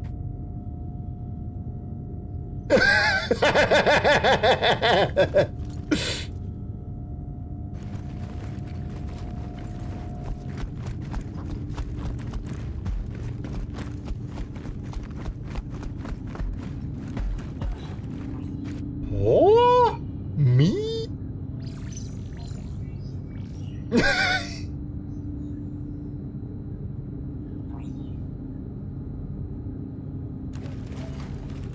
Hi, how you doing?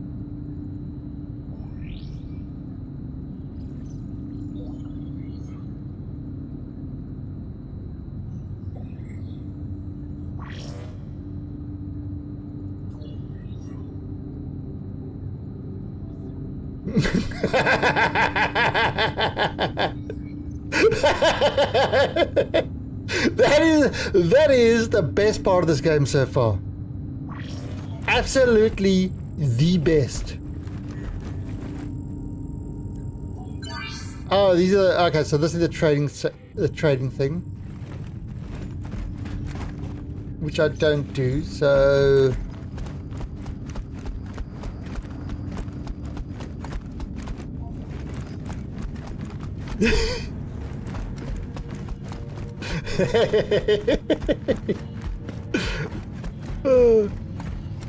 so it's worth buying this game. Yeah, absolutely, Swedish.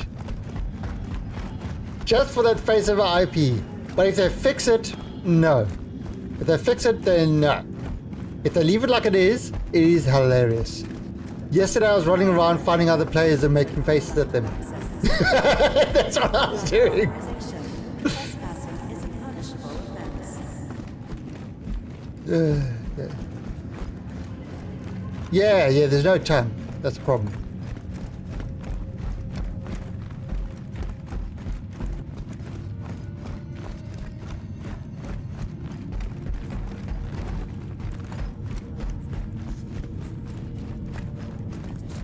Okay, so this is the business and commerce district. Oh, these are their guns. Ship guns.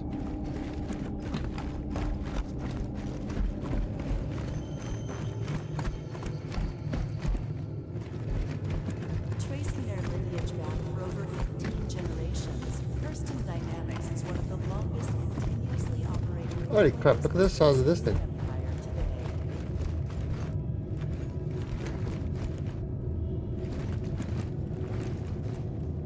I take it you two are really close with each other?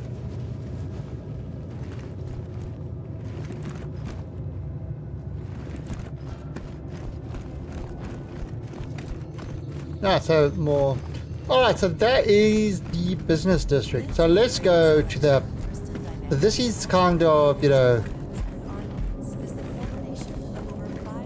the luxury part of history. So we take the train to the other part.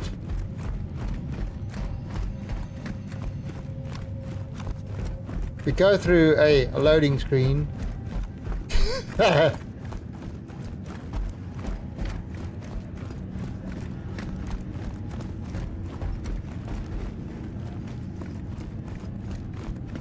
This is in that giant ass building that you flew in at. Welcome to Floraville's Central Business District.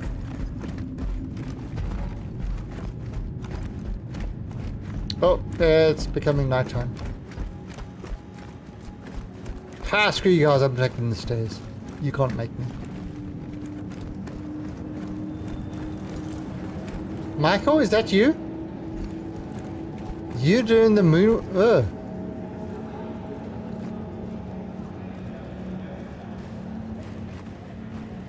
Where'd you go?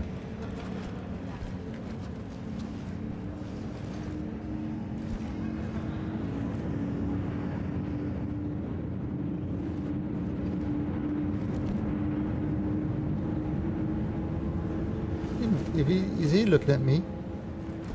Are you looking at me? Shh. To Central Line to Leverton Station. Commerce Line to Teasers Bay. Oh, so let's go to this one. See where this takes us.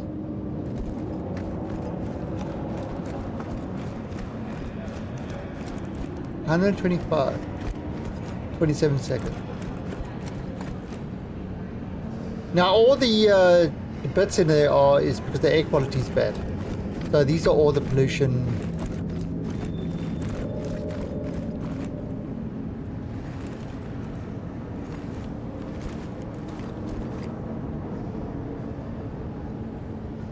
Hey! And they were so excited to tell us that the trains were always on time. Because that's important.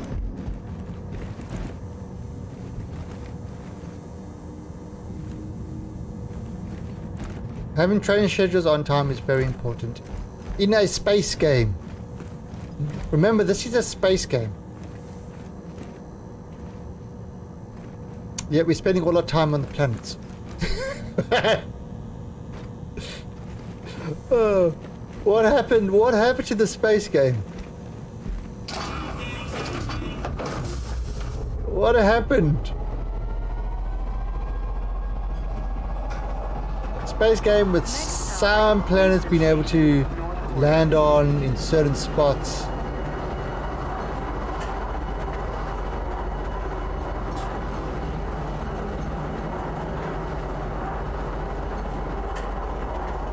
That is nighttime.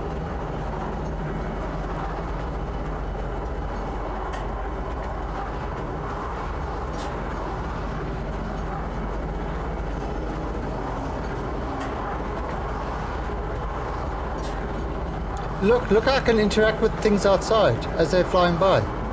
Oh wait, I can't. Now arriving, Leedston Station, North Quarter. Please watch your step when disembarking the train.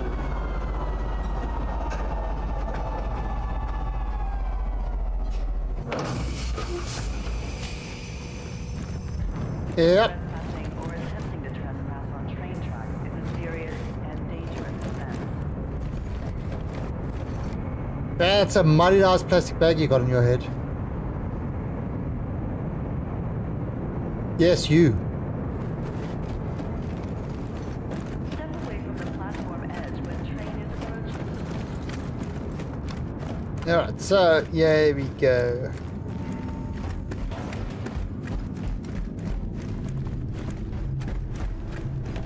Yeah, I mean, my big worry with this is we still have yet to see a game. They've got all these pretty things, and we've yet to see any sort of game. So we came from that big building over there. Yeah, so what it is because the pollution is so bad, you can buy these kind of helmets that will give you fresh oxygen and they fit over your head. It's kind of like what they do a lot in Asia at the moment with the surgical masks. Just a little bit more advanced than that.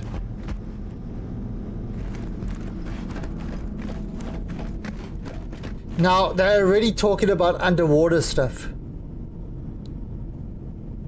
So that's going to be more feature creep. And caves and stuff like that and everything, all these wonderful things, but no actual game. I want to see an actual game. I'm tired of seeing all pretty graphics. I want to see actual gameplay. The actual game working.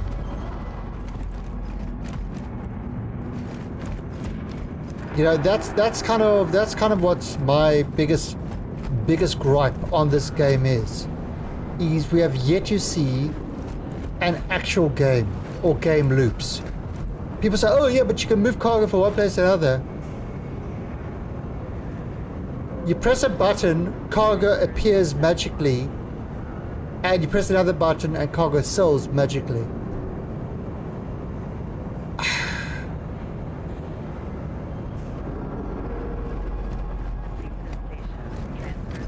That is the most basic of basic systems. Nothing like what they were talking about. Yeah, not hardly, it's, I mean, that in all the other stuff, it just isn't there. There's no actual game yet. What's over here? Oh, this is another shop where you can go shopping. Ooh, you get a mining helmet. More plastic bags over our heads. Puffy jackets.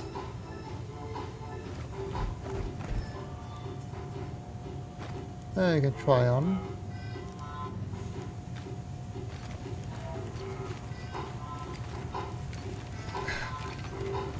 I mean, even trying to rotate my character around, I mean, look at this.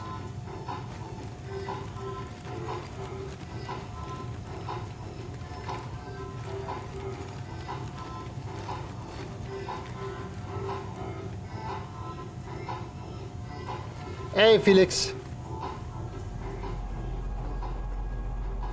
When you can do this in game,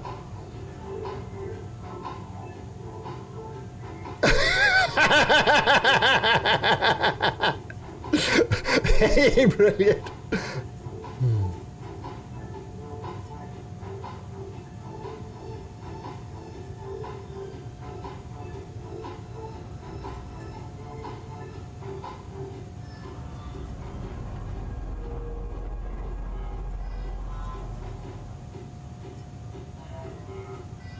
Oh, did I break your kitty?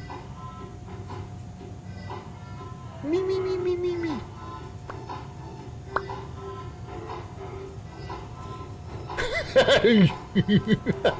They just cry. Absolutely best part in the game so far. If they had a game that just did that, I'd buy it.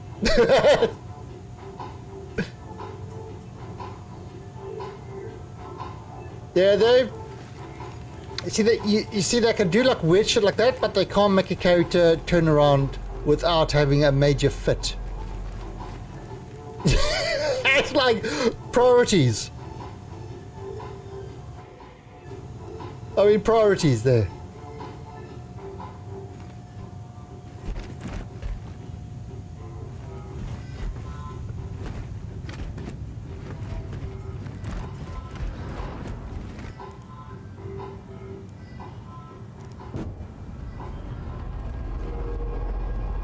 Right, that is not the hat I was trying.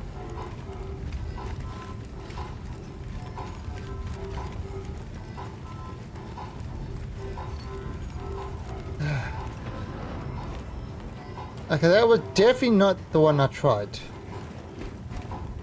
Hey! Did you push me out the way? Jerk. Nope. You can shop by pressing a screen.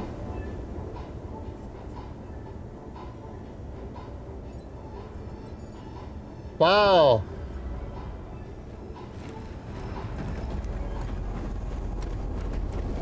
Okay.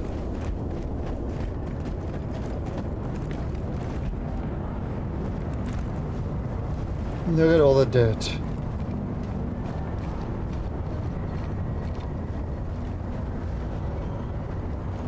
Welcome to Leaston Station. Transfers to the Central Line. Alright, so that's there.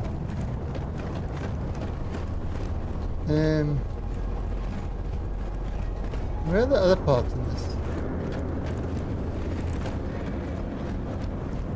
Central Line. Metro Line.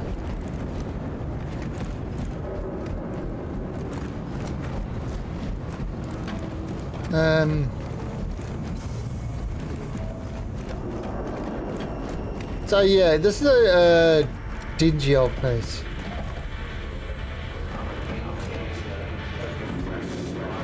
Apparently there's a quest giver over here.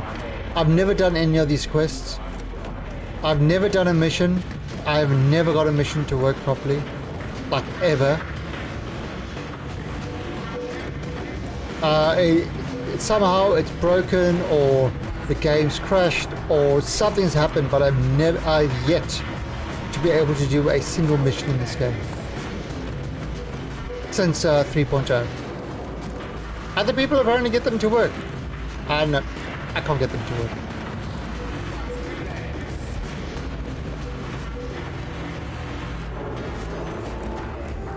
Well, I'm actually looking more forward to Cyberpunk than I am to this at the moment. And the thing, if Cyberpunk does the city better than they do it, it's not looking good.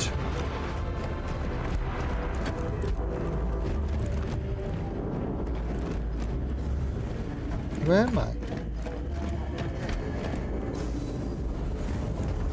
Oh.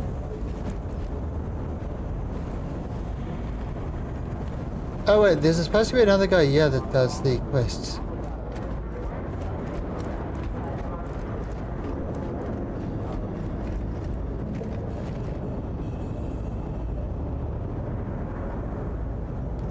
Oh, so they put in a lot of NPCs. Look at that in the hospital.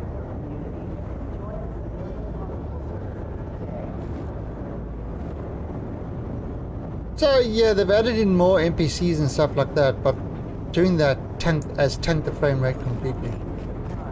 Report any criminal activity immediately to Person Security.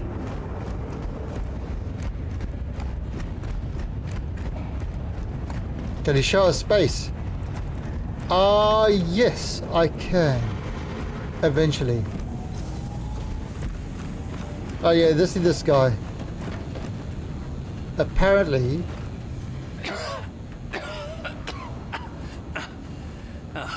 Apologies. The air is especially dreadful today. Yeah. Still alive, I think. Hello, welcome to Reclamation and Disposal. My name is Clovis Darnley. Wonderful to meet you. This is the furthest I've ever got. And how may I help you? Okay, so where's? Alright, so I can't actually, I've got no mouse to select something. Oh, there. Yes. My apologies, too much to do.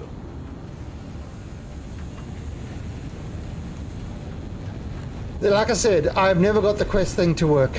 Like ever. Let's see, maybe I can do it again. Well, look who it is. What can I do for you on this fine day?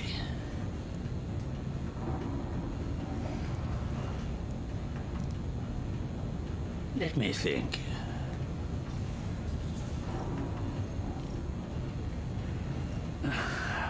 Well, I'm loath to dash your hopes, but the job well seems to have run dry for the moment. Yeah. Alright, so he's got no jobs for me. Just like he never has. Apparently you've got to do prerequisites and this and that and whatever. It's just too much work. It's getting those prereqs to work to get the main quests. I don't have the patience. Be the pride of your community. Join the civilian convoy. Alright, so... Alright, let's go see if we can... go to... Be sure to check the current atmospheric. Now there was something, I mean, there was something over here where you could... Oh no, we can't. There was something where you could buy armor and stuff like that, but I never really found it. Was it down there? I don't know. Be the pride of your community. Join the civilian I don't know, it's a messy place to get around. Probably need a map to help you get around, but, you know, don't think they believe in maps. worker subsidy program with sizable credit advances for guaranteed job placement. Okay, so let's let's head back to... You know what I'm gonna do? Administration office, Metro Center. Premier and Sons.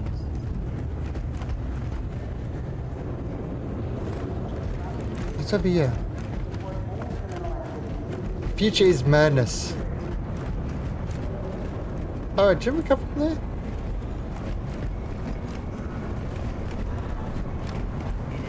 Oh no, we came from there. So yeah, I mean, there's, you know, if you want to just at the moment, it's a very good walking simulator.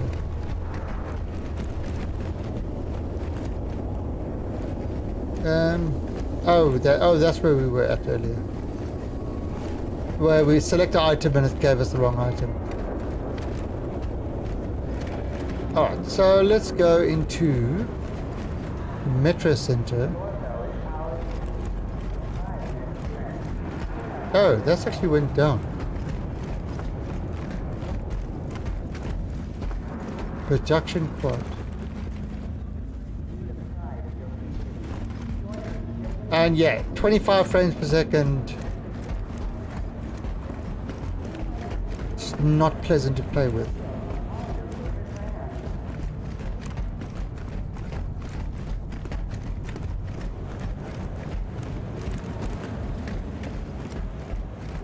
job. Person Dynamics is currently even offer a credit advance for new Oh, where the hell are we? employees. Oh, that's the same thing. Recruiter for details. Okay.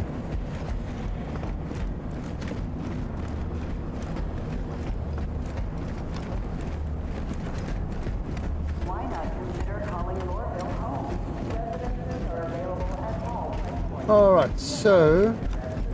Actually, let's go to the perimeter line. But this what... Welcome to Metro Center. Transfers to the perimeter, spaceport, and industry lines.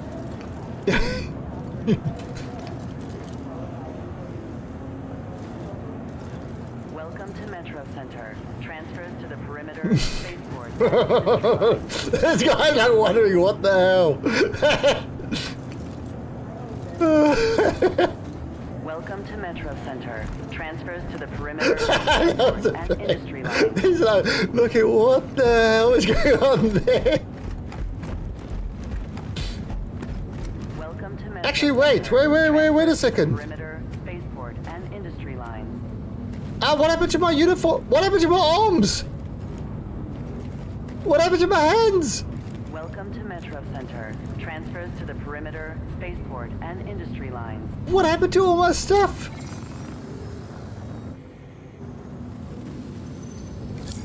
Welcome to Metro Center. Just a Transfers second. To the perimeter, spaceport, and industry lines. What happened to... Hey, Dad is no longer in Japan. What the hell happened to my hands, my arms, and all my equipment? And industry lines.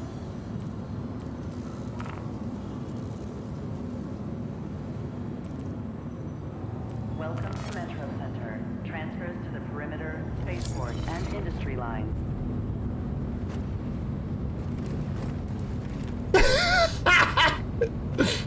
Welcome to All right, Metro Dad. Center. Transfers to the perimeter, spaceport, and industry lines. I give you a big smile. Welcome to Metro Center. Transfers to the perimeter. How are you doing, Dad? Is he spaceport, no and longer in industry Japan? lines.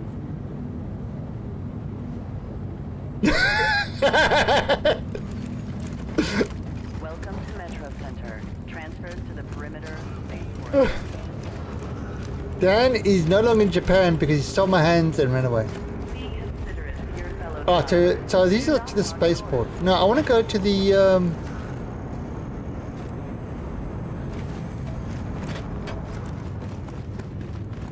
I want to go to the perimeter line. Welcome to Metro Center. Transfers to the perimeter, spaceport, and industry lines. To city gates 5 and 6. It's a feature. It's a yeah. The right to search travelers at any time. Trespass on train tracks is a serious and dangerous offense. Oh, run. Oh god, I'm pressing shift. God, yeah. Whew. Hurston Security reserves the right to search travelers at any time. Now, why don't I have my equipment on?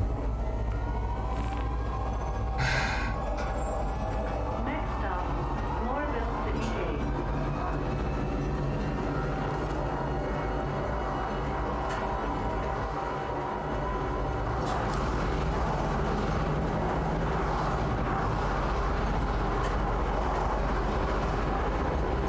Nope, nothing.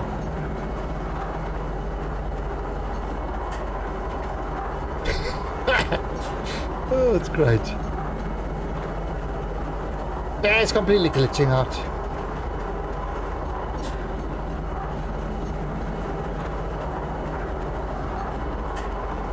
So what we're doing is we're going to the city gates at the moment, which are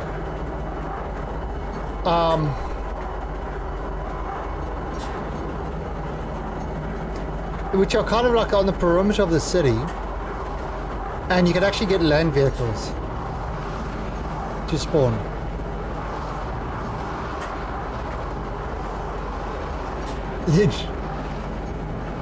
Yeah, it uses face over IP, so it actually tracks your face, and then, which I mean, it's clever. It's a clever thing. It's funny, hardly necessary, but it's funny. All about immersion. Everything about this game is immersion. Floraville City Gates. Please watch your step when disembarking the train. In the south of Thailand, that's borders with Malaysia. It does have a Muslim community over there.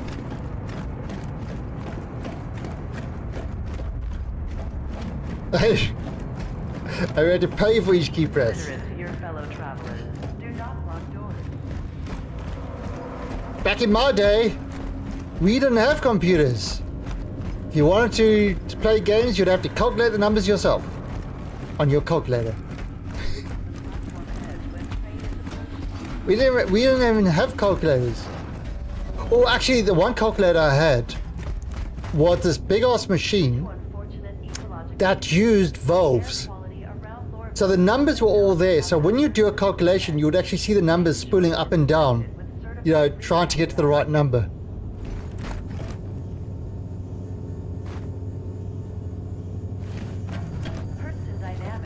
Okay, so let's see. Should we take?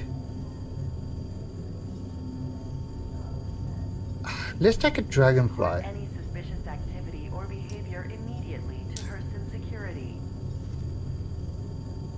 Your ship has been delivered to the following landing pad. You are required to comply with all commands. Which landing pad? Security and authorized Garage law enforcement 01. personnel. Keep Hurston safe. Garage 1.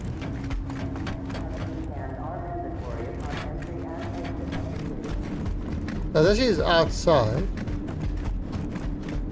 Hey, look, my little dragonfly. Okay. Mount passenger seat. I don't want to mount. How the hell do you even get on this thing now?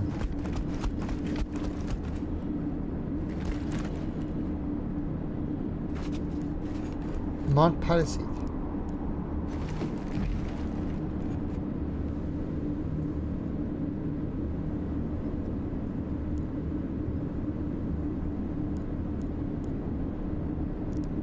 This area is under surveillance. Hello and welcome aboard your interplanetary craft. Your systems are online. So, yep, no hands. I'm holding it like a ghost. Do not transport unauthorized flora and fauna into Hurston's biosphere. Whoa.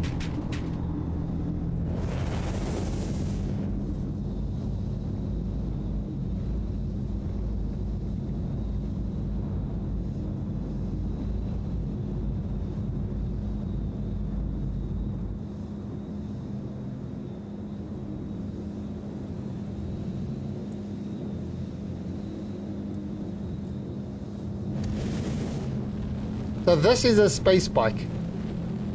This is a hovercraft that will, a hover bike that will actually fly like this on the ground.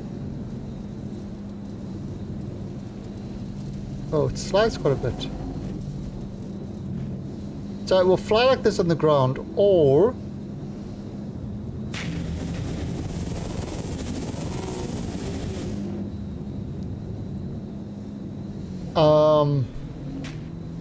or it would actually go in space as well.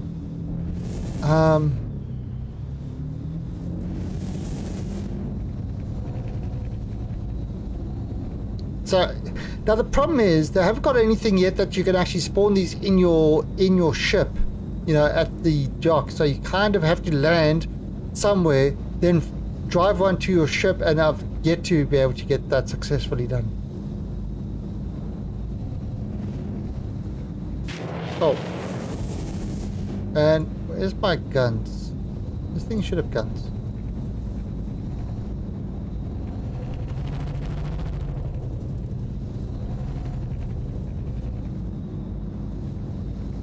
Okay, now... Ah, there's the lights.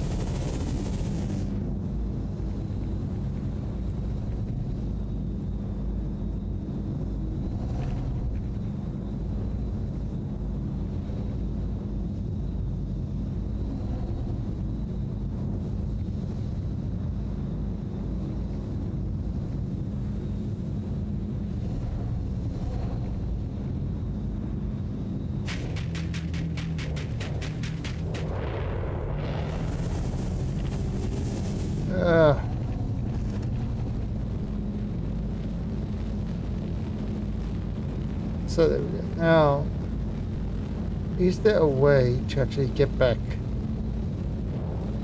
Alright, navigation. How do I navigate back to the gate?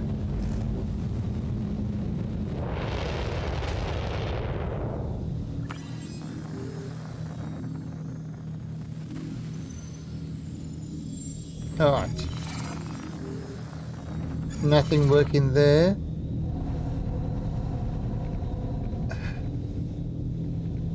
Oh, there's another ships there, so let me go towards those ships. Honestly, I don't know how to navigate back to the gate.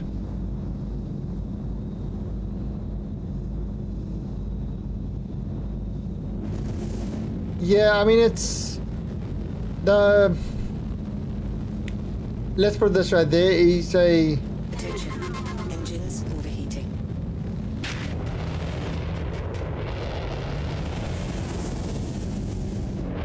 There's definitely a shitload of work still required in this game. I mean, a metric shitload to just get this thing even reacting properly. Engines overheating. Attention. Engines overheating. I mean, like, you know, this UI is goddamn awful. I don't know why my suit disappeared. I don't know how to get my suit back on. It's... Yeah, I mean, there's always the alpha, but after all this time, I expect a lot better than just it's alpha. They don't even have the core systems done, and that's kind of very frustrating. They can't really play this at the moment.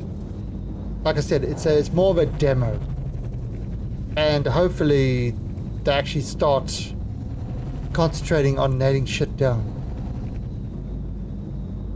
Oh, so I don't know. Oh, I don't. Oh. No, it's not even dumbed down. They've just got to stop adding more pretty things and actually concentrate on actually doing what they're supposed to be doing. You know, making a game. Not a... whatever they're doing.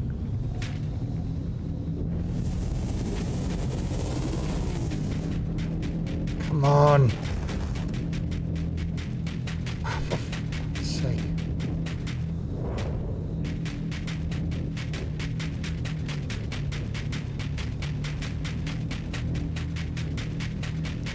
This game is too...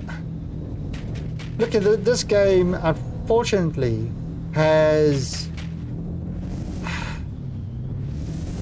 a ton of white knights that will never criticize the game at all, even though there is no game, and they cheer every little graphical feature that comes out, and have yet to see any actual gameplay. You know, as far as I'm concerned, this is a demo of the tech, and it's 33 frames per second. There's really not much around that should say it's 33 frames per second.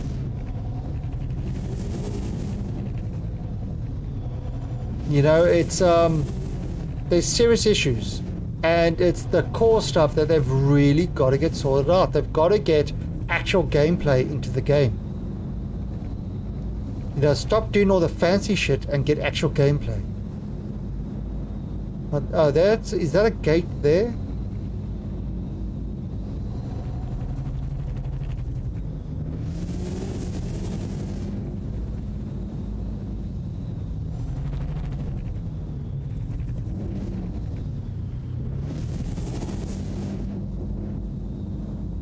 Have you ever worked with the hammer? Huh? What do you mean with hammer? Use hammer. With a hammer? I've hammered things. Stop. It's hammer time.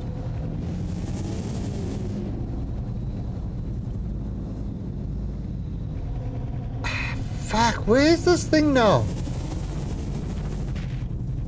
I mean, simple things like navigation, the game hasn't got. How do you even find where the gate is? It's annoying as all.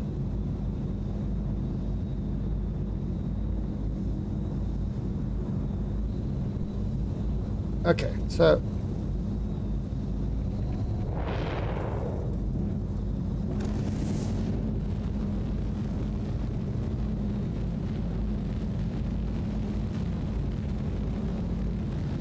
I want to get back to the city.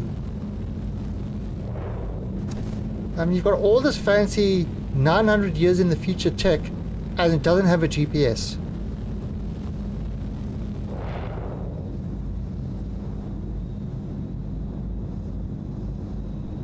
I mean, that the screen's unreadable. I can't read that at all. The UI is just absolutely terrible. So there's a lot of room for improvement in this game. I mean, a metric shit ton. But yet, it's more important for them to add more pretty graphics than to actually fix actual gameplay elements. And that is the most annoying thing about this.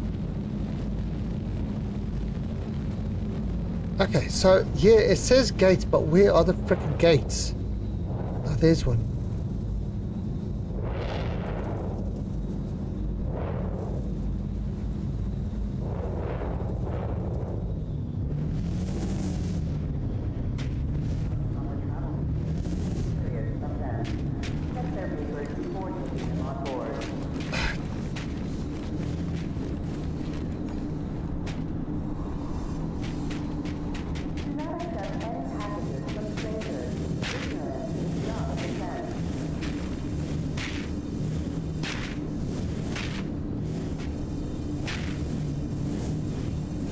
Warning, you are blocking an active flight lane. Please vacate the vicinity.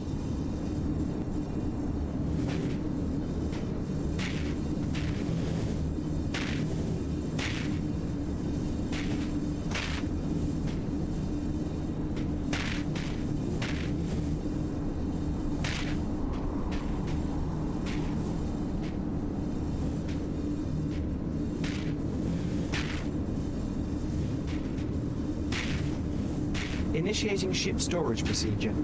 For your safety, please vacate the area. Thank you for your cooperation.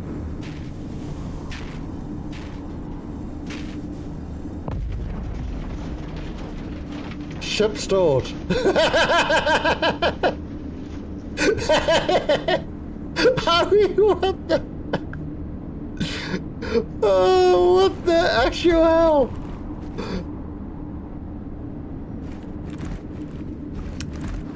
Oh God, I don't know. I don't know. It's like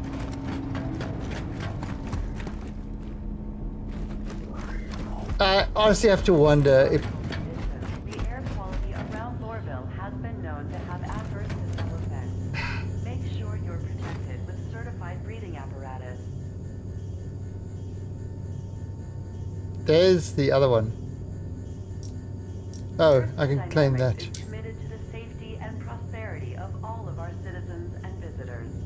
And you see, and even this, I mean, look at the, you see the, yeah, simple things like trying to use the console is a royal pain in the ass.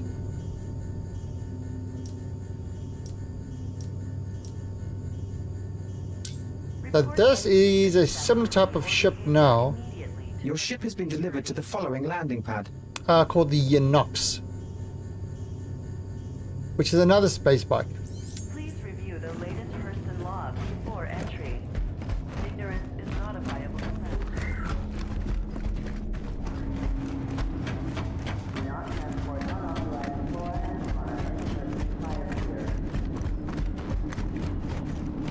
Okay, so this is a space bike. Do not accept any packages from strangers. Ignorance is not a defense.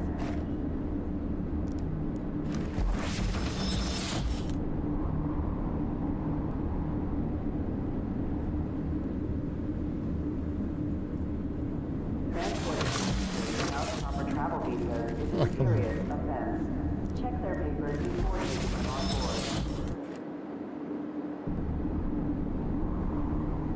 I really feel like you seem to discover or hit every bug out there. I know it's, and you know, some people say, oh no, they don't have this. That it works fine for them, and blah blah blah blah blah, and all that sort of crap. And they've never run into these issues. Yet I run into them every single time I touch the game. Ignorance is not a defense. Exit right. No wait. Light ready.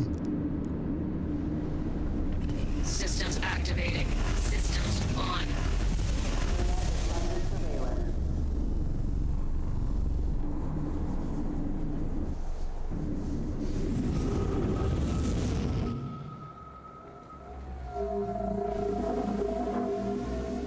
I mean, this is actually looks really cool. But now let's see if I can actually land this, and it's not going to. Holy crap! This thing is a.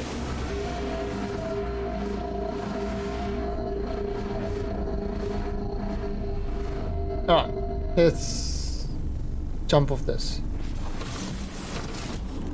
Customer service is just as important as your safety. Security wants to hear about your travel experience. I must be cursed.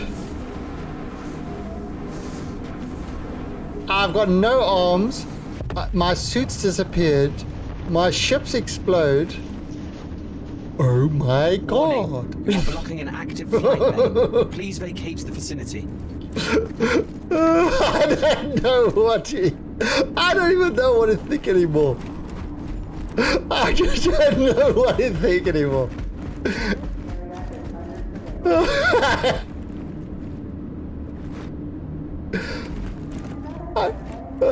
Yeah, Baron, yeah, it's... you know something, the thing is, I've yet to do a single mission. A single mission I have yet to be able to complete. Any mission.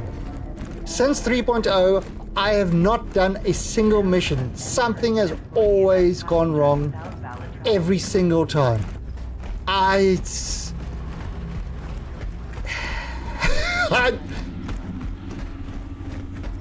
just, it's hilarious. It is actually hilarious.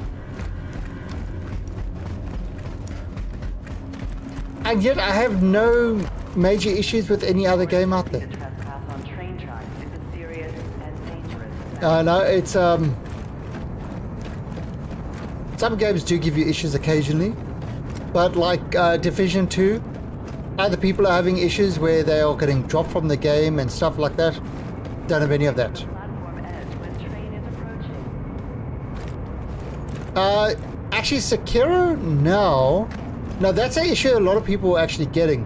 But since a clean install of the graphics driver, don't have an issue with that anymore. Security reserves the right to search travelers. So what you have to do is Windows cannot install a graphics driver over upgrading a graphics driver on Windows. Somehow Windows struggles with that. So if you do a clean install of your graphics drivers, that solves the issue. In fact, the same thing was happening with Star Citizen. I had to do that as well.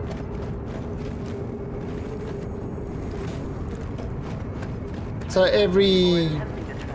now I'm doing clean installs on my graphics driver. It's a pain in the ass, but it's the only thing that works with Windows. It's maybe because I got so many peripherals. I don't know.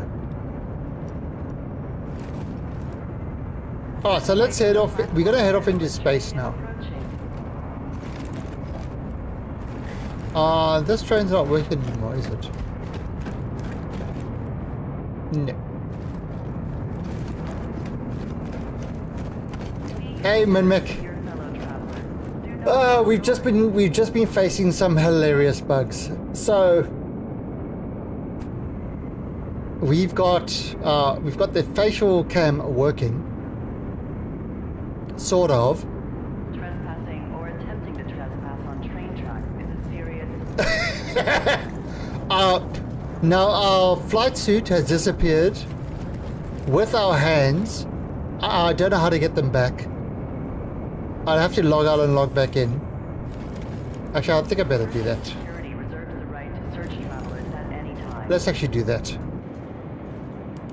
Let's actually it's like our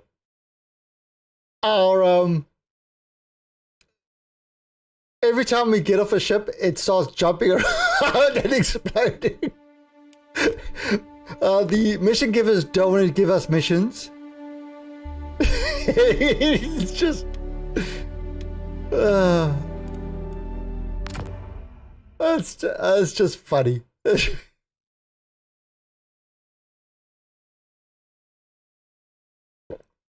Yeah. And of course we get a massive frame rate of 30. Oh, sometimes even 20. But don't worry, it's using OCS. So, that should, be the big fix.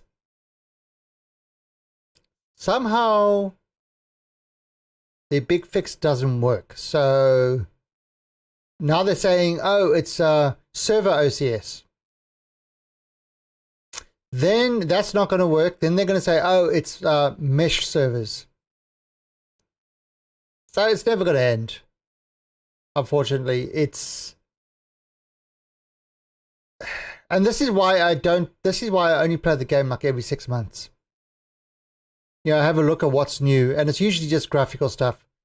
I mean, there is a new flight model system, but of course, with everything else broken, and that you really can't get a feel for it. So it's kind of like a useless thing. Alright, so I've kind of got my hands mostly back.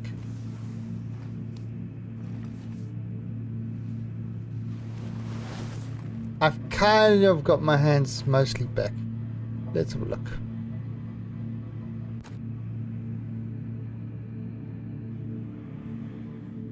Alright, I've got no wrists. My wrists are still AWOL.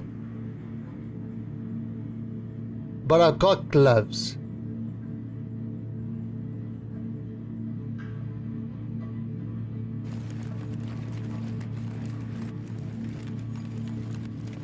How you doing?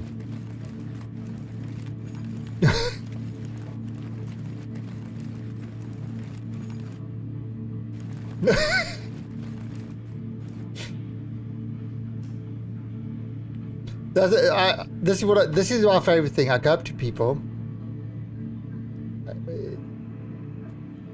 I go up to strangers, other players, and I do this.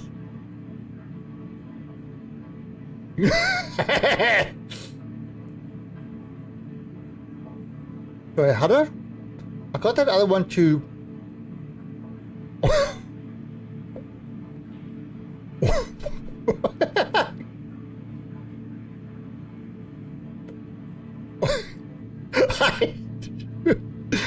best part of the game, absolutely 100%. That alone makes it a must. Oh, crap, and this thing keeps popping up. That alone makes it a must buy. Just for the face over IP. Okay, it's daytime again.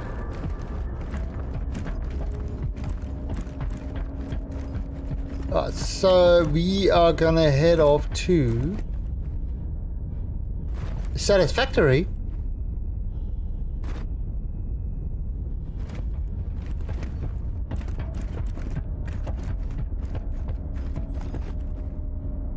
Yep, 24 frames per second. Now, of course, i7 is not enough to run the system. You need an i9 or a Ryzen 7, because reasons.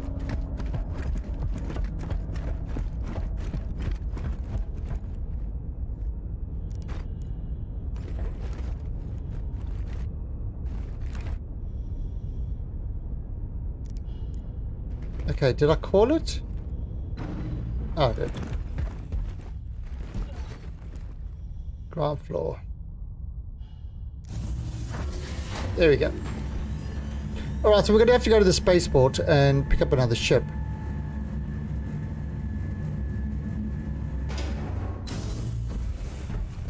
Alright, so, which ship are we going to... Oh, wait, no, we've got to... Alright, so now we've got to take the train to Tisa Spaceport.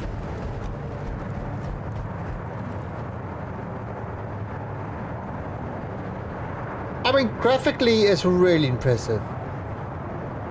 That you cannot fault the game. However, stuff actually working are less so impressive.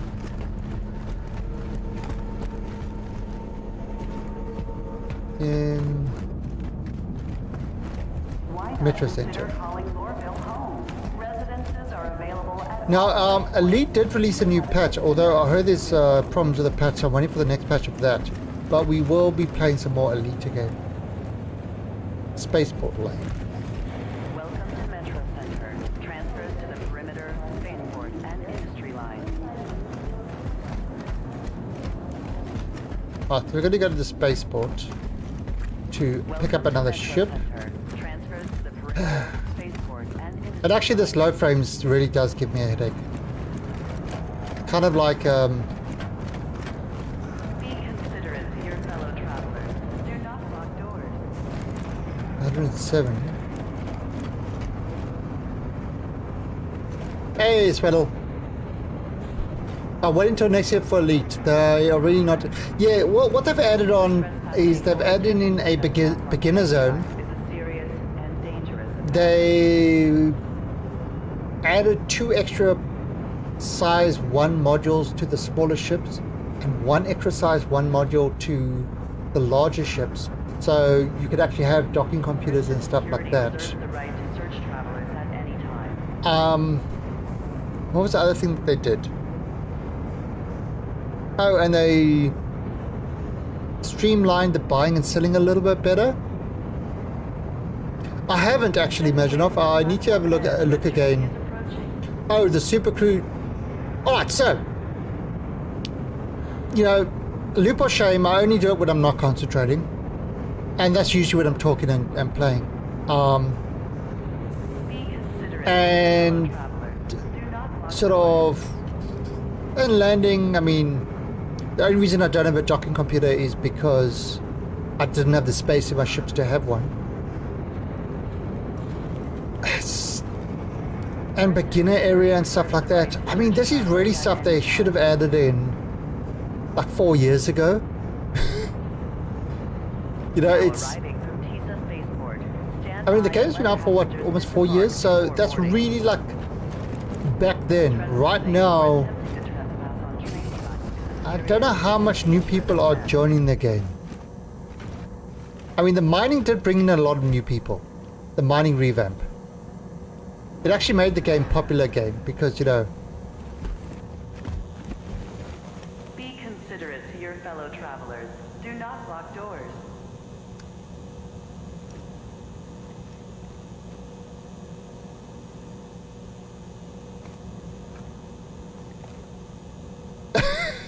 he's ignoring me. Step away from the It's still so buggy. Oh, okay. So, yeah, now one of the big problems with Elite Next stop. is Elite uses a peer-to-peer network system. Peer-to-peer network system is great when you're playing with a buddy and it's just 2 of you. In an MMO, it is the single worst networking system to use. Because of the way it works, it's like everybody's got to talk to. It's like just terrible. Having the central server confirming the information, do the data corrections, you know, and then send the results to everybody at once is a much more efficient and Now arriving, TISA Spaceport. error When disembarking tolerant train. method. So what happens in Elite is when you play with multiple people, you get a lot of jumping around, the game lags. It's definitely not a great experience. And that's kind of why they've got the wings. We can only have like 4 people in. Dangerous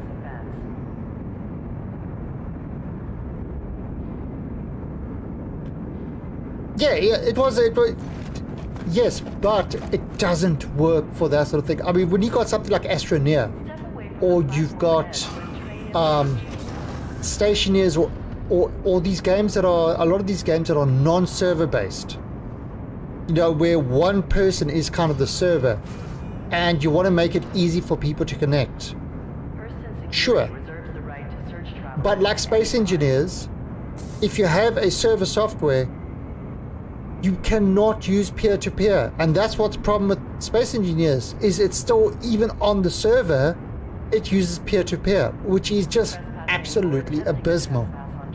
You know, Serious and dangerous events. No Man's Sky is a solo game or playing with a friend, so peer-to-peer works fine with that. You are not connecting to a server, you kind of Considerate to your fellow travelers. are the server. Doors. You know, so it's yeah, there's just some network systems that might be easy. And the reason people use a lot of peer-to-peer is Steam makes it really easy for them to use it. You know, you don't need to open ports, you don't need to do anything, which is great when you play with serverless software. But when you're playing on a server with other people, no. That's a red flag. Stay away from any sort of network game like that. Yay, 20 frames per second. Ooh.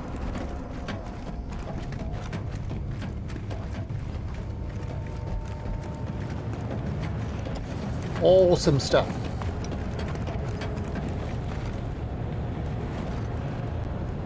Now I actually had a look at what I mean. I've got a Skylake i7 6500K, 6700K. I don't know. I've got one of those. So it's a 4 GHz chip in that. It's i7, so it's 4 cores, 8 hyper threads, whatever. It's not it's not the latest and greatest chip, but it's not a slouch chip at all. It doesn't have a problem with any other game. The fact that this game requires something like a Ryzen 8 core chip in order to get it, or i9, in order to get a semi-decent frame rate is just ridiculous. No other game has this problem.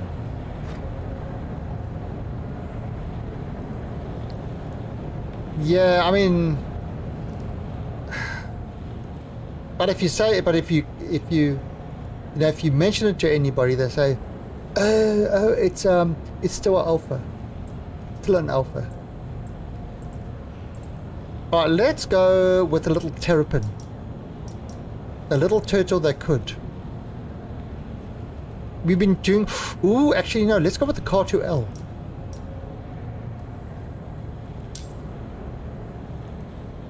We're going to go with the Car2L. This is an alien ship. This ship is absolute crap. But it looks cool. Again, this is another ship that was advertised as something completely different from what it is. The next one, the Sontak Yai, is actually what the ship was supposed to be.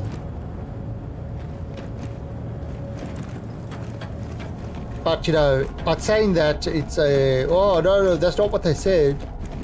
You know, you get all the white knights will come in and defend it. Is it Hangar 9? There you go. So yeah, I do tend to hold them to what they say, and and especially with their sales pitches and stuff like that, I don't let them get away with it.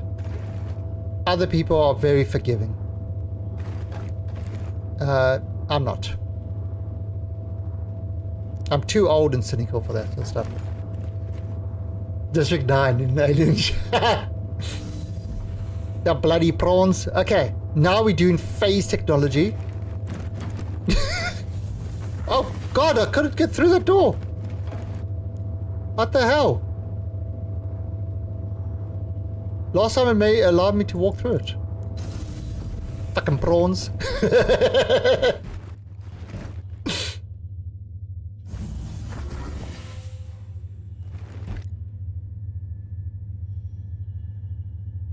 Yeah, I mean, I was, you see, because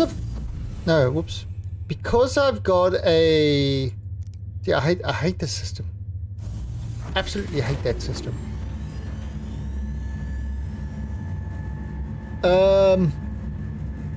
Yeah, I've just got a normal 1070 because I haven't seen a need, for anything above a 1070. Well, I got the 1070 when the 1070 came out. And I hadn't seen a need for anything above a 1070 because I don't do anything above 1080p. 1080p is what I play my games and everything else at. I don't do 4K or anything like that, so there was absolutely no reason not to get it. You know, to get something higher than that. And in fact, if I had to buy a new card now, you know what card is good? That, what's it, that 1610 or something? Which is about $290 or something like that. That which is kind of at the 1070 level, just a little bit above. That is a great little that is a great little card. Although my next okay, so enter pilot seat. Right, so check this out. These are these stairs.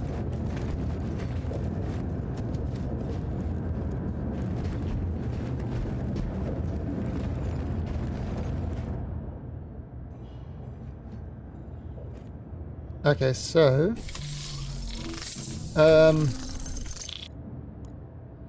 engine on, flight ready. Systems activating. Systems on. Alright, so let's ask for permission to leave. Alright. You are cleared for liftoff. Alright, so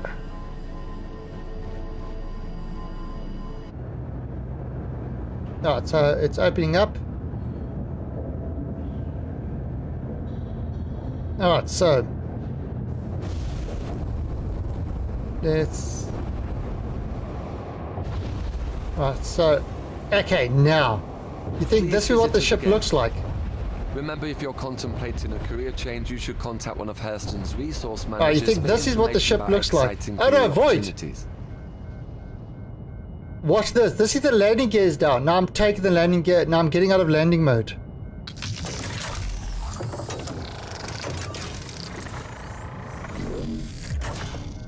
That's the ship in flight mode.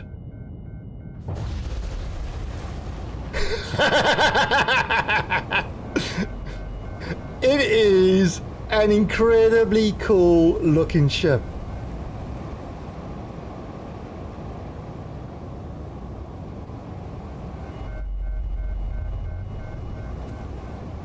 Now, if you notice, it's got no main thrusters. Okay, all right.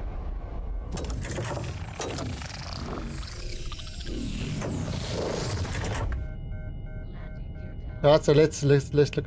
How do you zoom out of this thing? Is it control? No.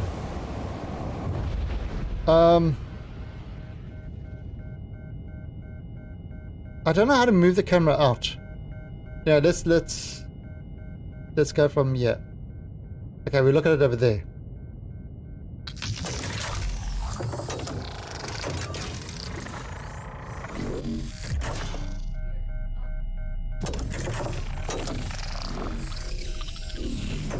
That's landing mode. Landing gear down.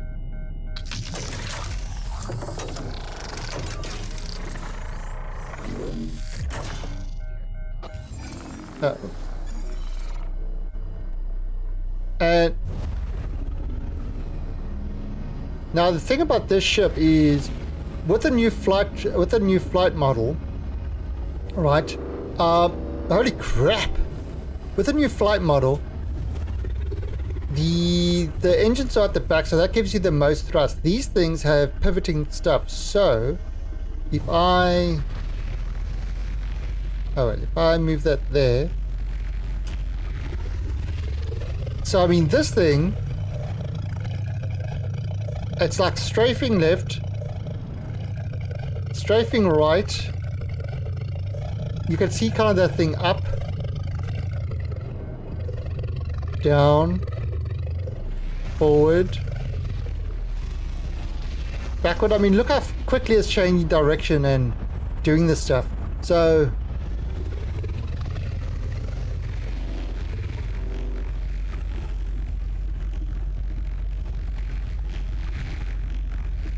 I mean, the alien ships, now with the new flight model, the alien ships actually fly very differently. The alien ships fly very differently than human ships now.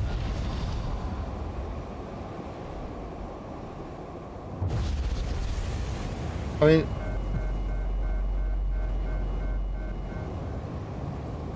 doesn't that look cool?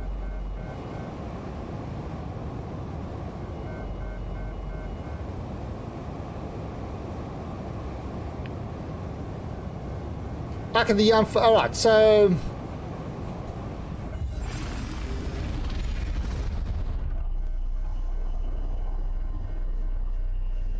yeah, so okay, so at the moment,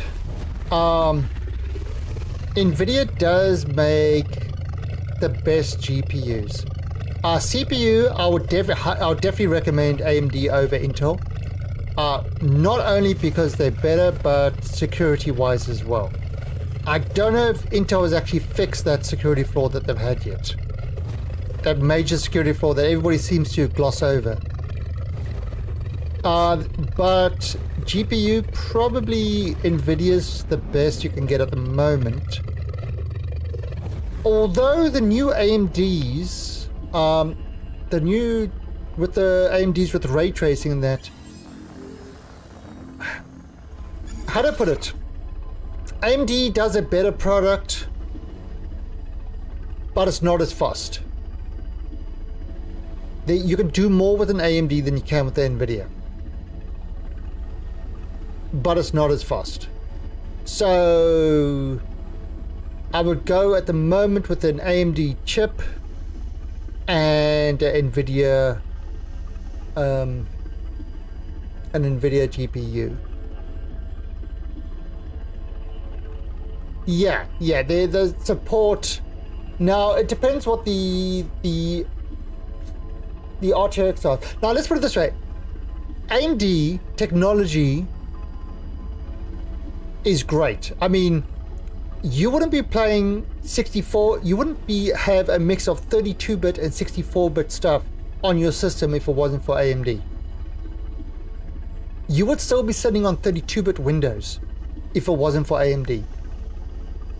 Intel had their Titanium, which was their 64-bit chip. That was totally incompatible with 32-bit chip. AMD came up with the X64, which was basically 64-bit chip, but with the with the 32-bit layer, so it could seamlessly work. And that's kind of why, and that's what Intel adopted because it was better. So AMD has always been on the forefront of technology. They just haven't been able to compete with the speed of Intel and the power of the sort of the power consumption of Intel. That's now changed. The AMD's actually, I think it's selling of the desktop market, I think it's somewhere between 60 and 70% of the desktop market is now buying AMD and not Intel. Intel is still selling the high-end chips for high-end, for the high-end customers and stuff like that. But the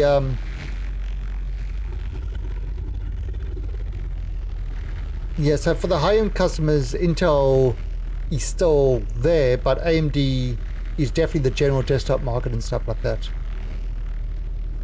Yeah, and that's kind of it. Single core performance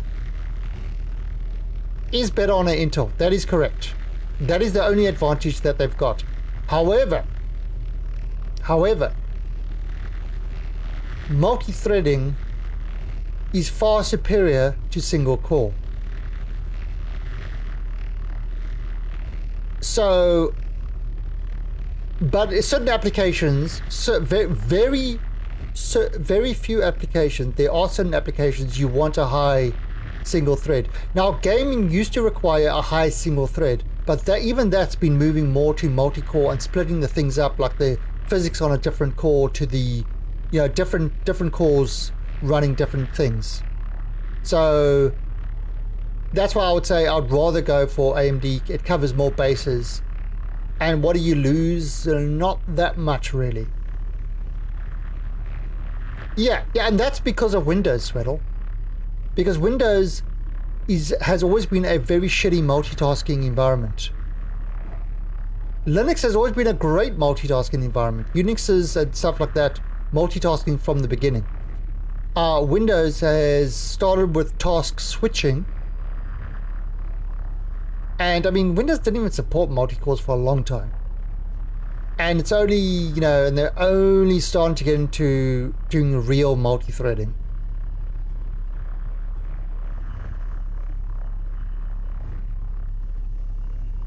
It's, there's a lot of different things. Alright, so let's have a look. I've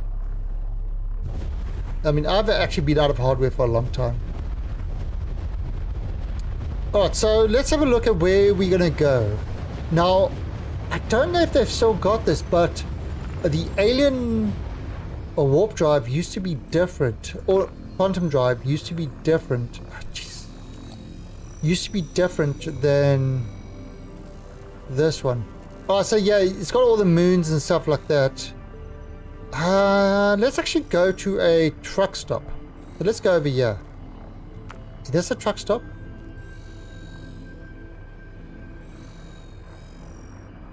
Actually, let's go to this one.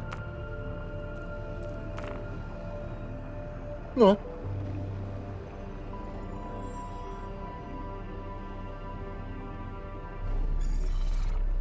B.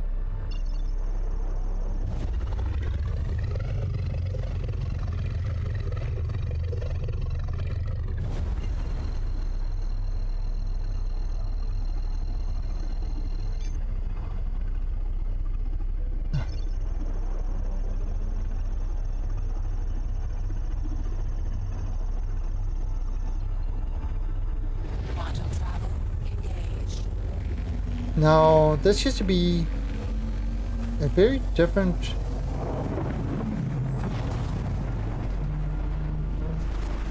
Is it? No, they pretty much didn't. Oh, it is still slightly different. Yeah. It's a very cool looking ship, this. It does. So that's what the one ship I've got, the Santok Yai, which is very similar to this, but with a lot more firepower and armor. This used to be like a light fighter, scout sort of thing, and it's just become sort of an explorer ship, but yeah, it's just become really bad.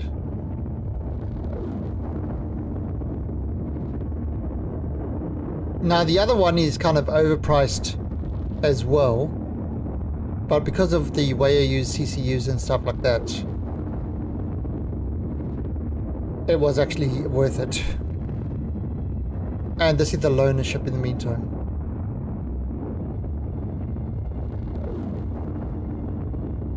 This was also meant to be a dual-seater. But yeah, I love the look of this ship. But you see, there's no main thrusters on this.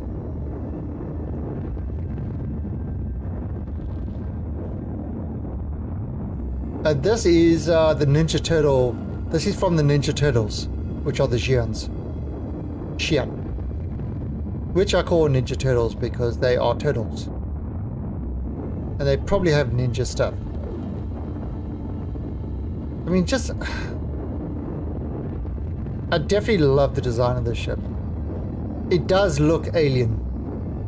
You know, it really does look alien. The problem is, in a fight, it presents too big a profile.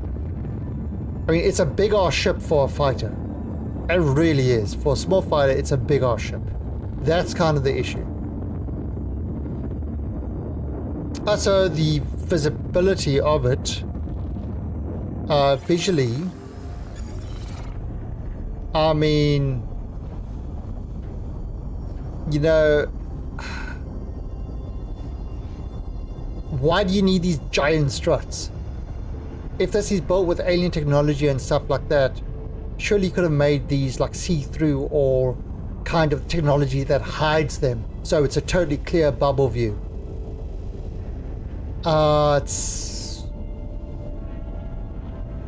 Yeah, there's like, you know, shit like that. Or maybe even have no glass at all. And have the whole thing just be a force field around. You know, that's the canopy is like a force field. So it's completely clear.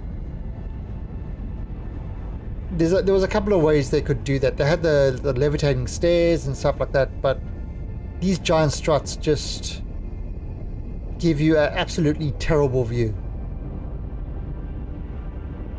But they are in love with struts. Absolutely in love with struts.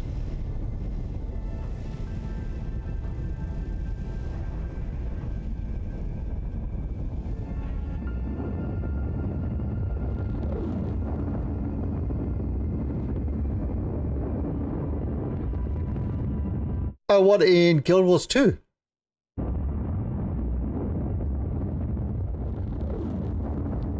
I never had a problem with Guild Wars 2. 60 all the time.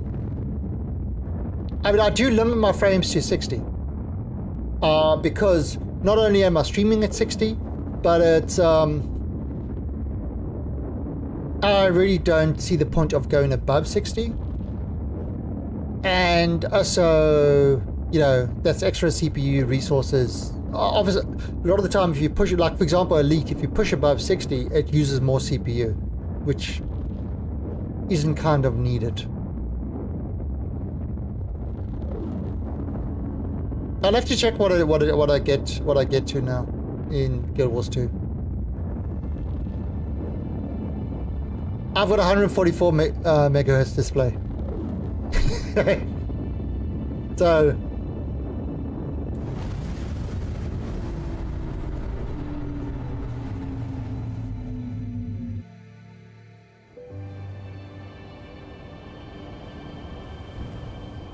dude, look at these things.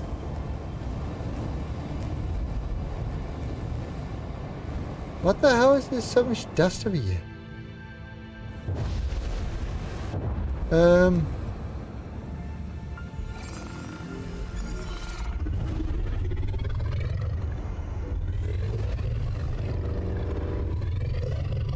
Isn't there supposed to be a rest stop here?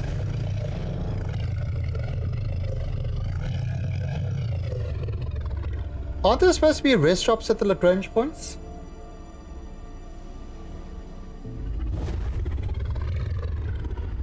Yeah, I'm not using FreeSync or any of that sort of stuff. But there, I mean, you can see how fast this ship is. You know, how quickly I'm changing directions and stuff with the ship.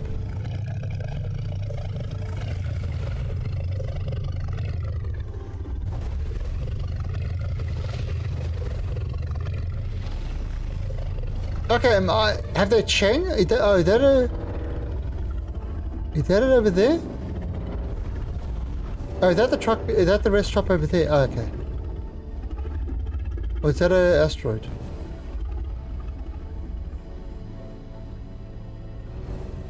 That's what she said.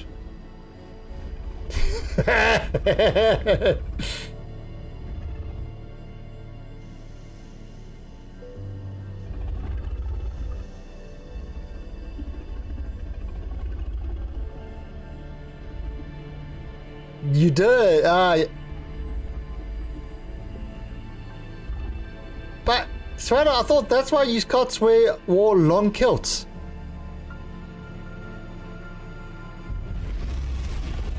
Or was that a lie too? There you go. There you go. Took it as a compliment. How it changes. Yeah, why are there so many particles in space? Alright, so this is a rest stop. It's like a refueling station.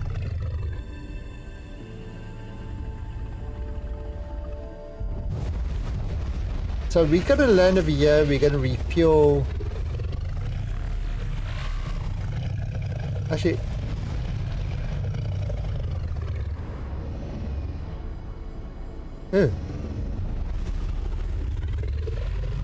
oh wow, okay, so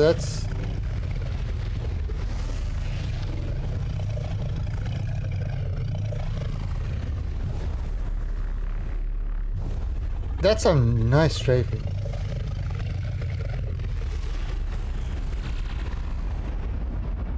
I don't know how... Yeah, my gun's not working. Anyway, so let's communicate and ask for a place to land.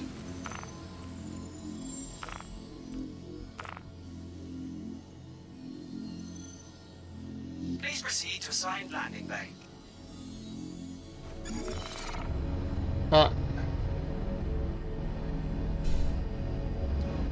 Okay, no. I don't want to alarm you, but you said assigned landing bay. Where is it? Seriously, where is my assigned landing bay?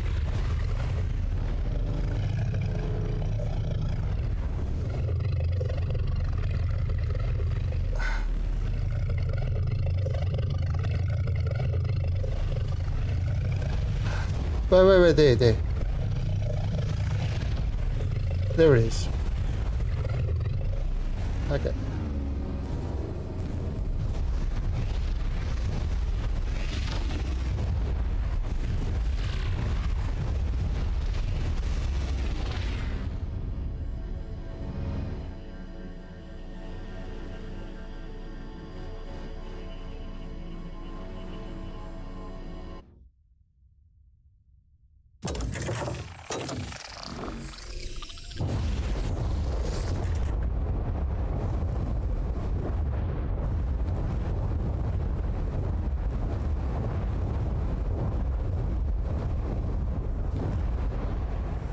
Landing complete. Have a pleasant stay. Alright, so now, what you can do, a vehicle, no, contracts manager, vehicle maintenance. So, hydrogen fuel not available. What?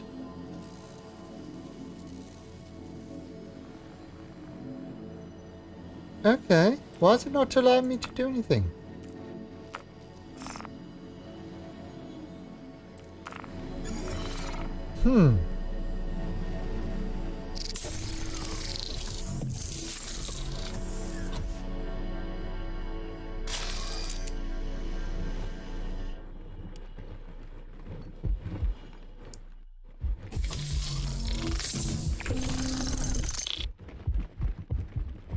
Such a cool looking ship. It really is. Alright, so this is kind of, there are different rest stops at the various Lagrange points and stuff like that, which you can now I wonder, can I use this up here? Not available. How is this stuff not available? Right, so now we're in kind of a sort of airlock area. Now each truck stop, well, each rest stop looks different. So they are procedurally generated. So they were getting the technology right to procedurally generate them. Lobby.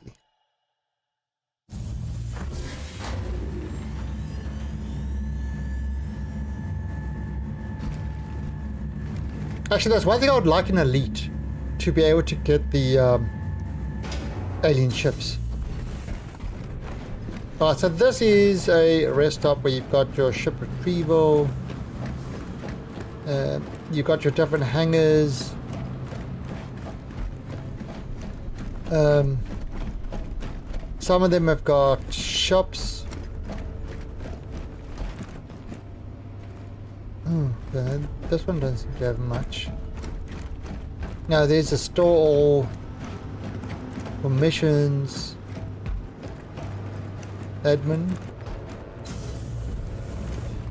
Oh yeah, you see he has a package for transferring packages and other goods.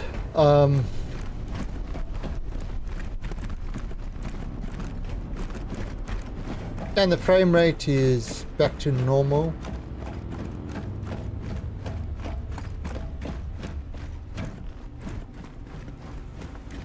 Platinum Bay. So this would be for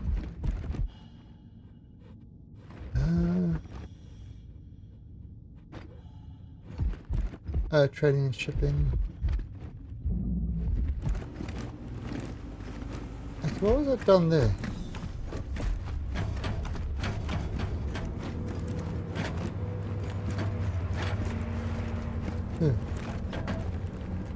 Oh, that's the other section.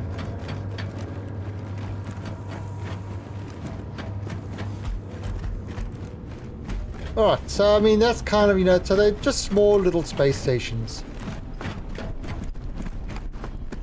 that are around.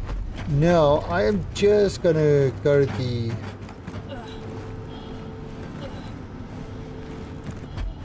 I'm just gonna go to the bathroom quick. I will be right back. What I will do...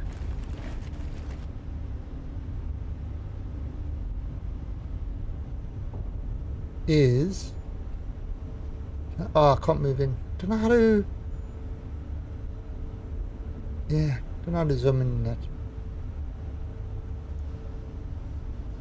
Okay, I will be right back. Just gonna go to the bathroom. Amuse yourselves.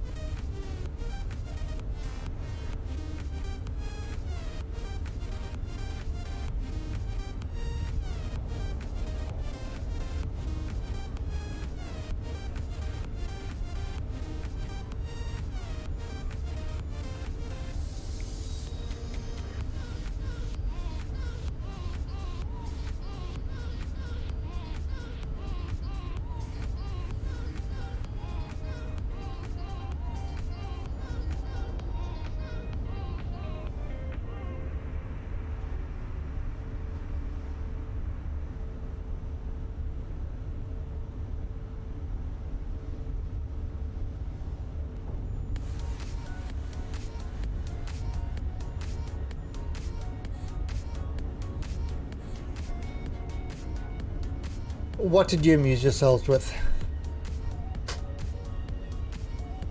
Anything interesting?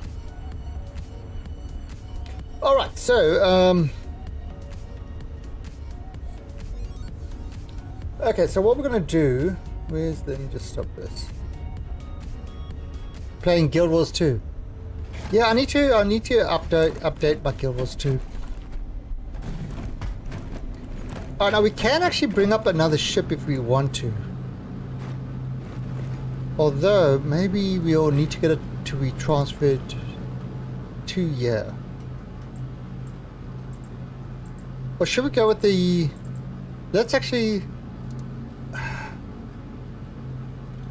Ooh, okay, let's retrieve this. Now, again, because it's Your the ship ship... has been delivered to the following landing pad. But this is not the Carter Elf. This is the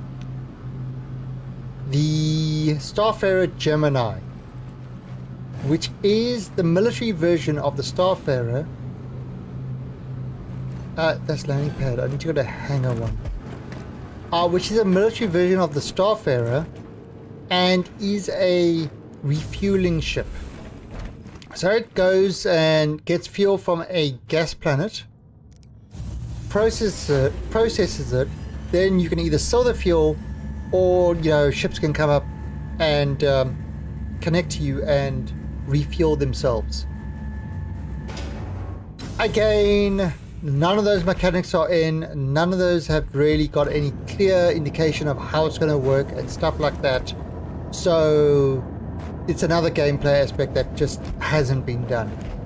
But this is the ship.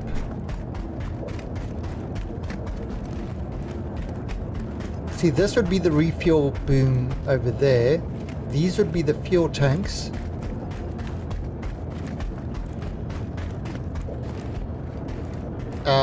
The two in the front would be the refineries.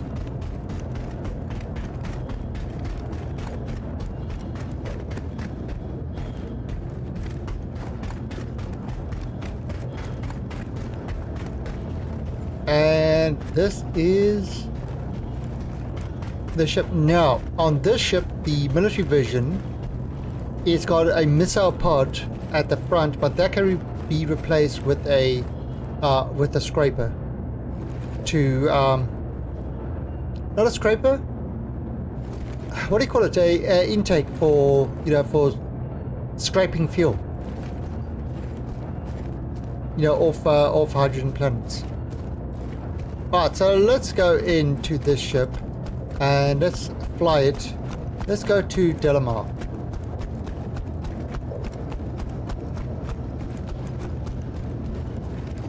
So press the button to open it.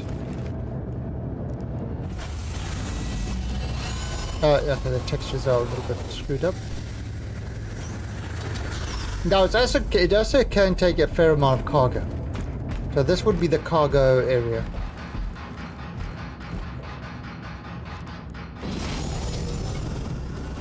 But this would, yeah.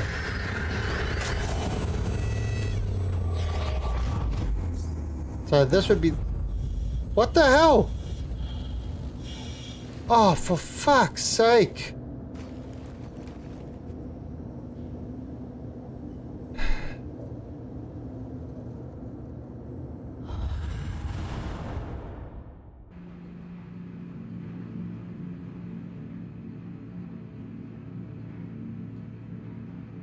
UFO rip in chat if you have them.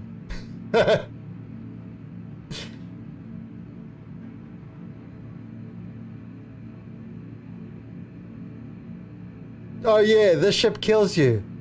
Oh, I mean, seriously, this crap. I get so tired of this absolute crap. Okay, so now it's not even spawning me up.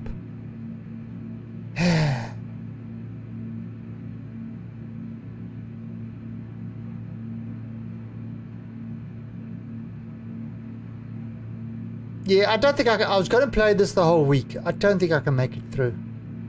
I honestly don't think I can make this through the week. I don't have the patience for so much shit. I honestly don't.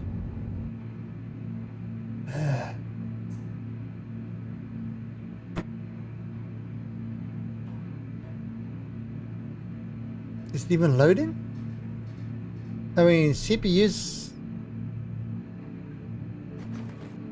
Oh, there we go. Was happy to check. Yeah. Yeah, I mean, it's been happening to me on other things where. Oh god, I think I've got. It's been happening to me on other things. Now, where am I? This looks like Hurston, actually. Yeah, it's been happening to me on other things with.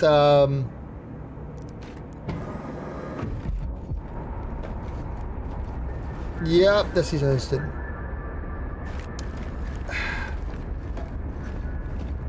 You know, when you stand in specific areas and all of a sudden your heart rate goes up to like 170 and it's like, what the I'm standing still.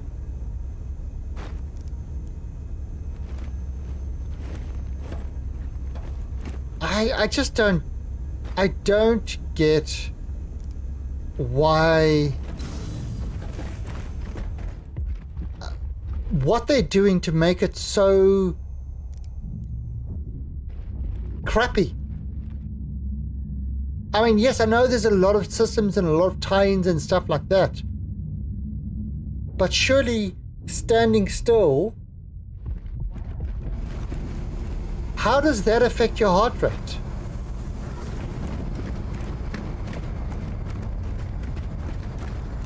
You know, I've got to take the train to... They've got to do this whole train thing again.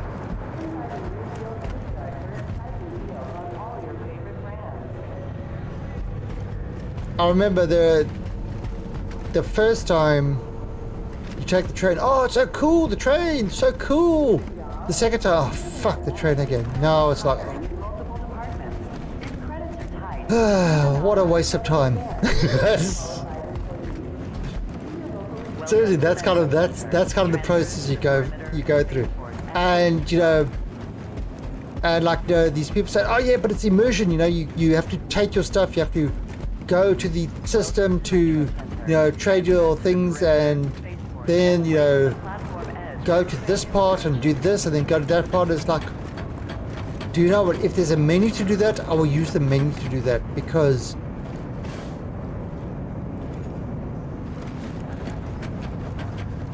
it's a game. You don't want to waste your time running up and down a passageway. In fact, if there's one thing I hate in games, it's the useless quest that run to this guy and tell him that I need apples. Then the guy says, oh, I have no apples. Run to this guy and tell him that he needs to give me the apples that he owes me, and I've got pears for him.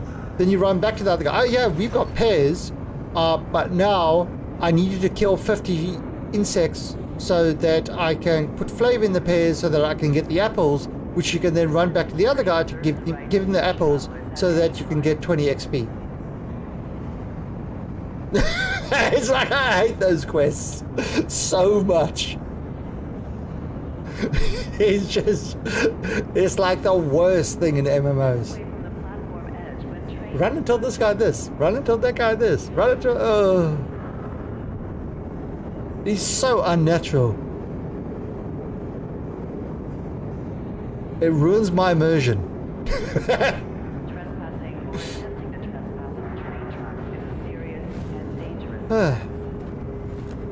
Alright, now I can't use the Car2L. I can't use the Gemini, because now I've spawned it on that place, and it's restarted me in a different place. I've got to do the full flight again.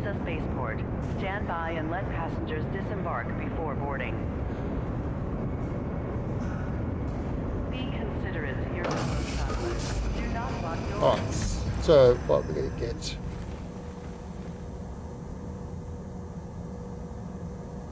Now, what ship should I use? I don't want to use a small ship. Problem with the small ships, the small ships are so slow. Morning, Siemensstein. Griswold. Who are you?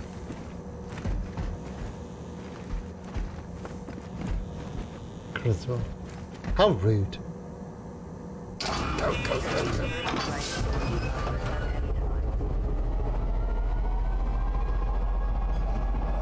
How's my one eye closed? TISA spaceport.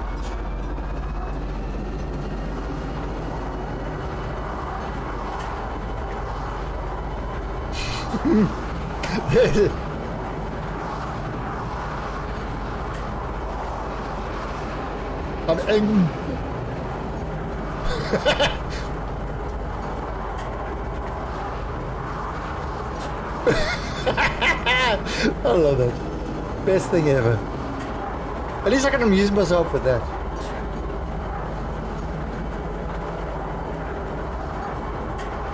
That's important. Amusing yourself with the face of an IP is hyper important. Now arriving. TISA spaceport. Please watch your step when disembarking the train.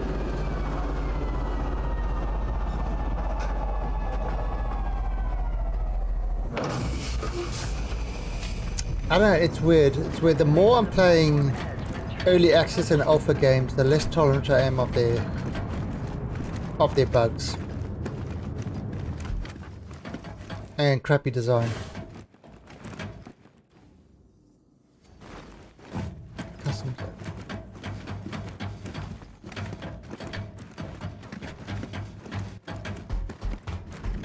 Alright, so where are we going now? Alright,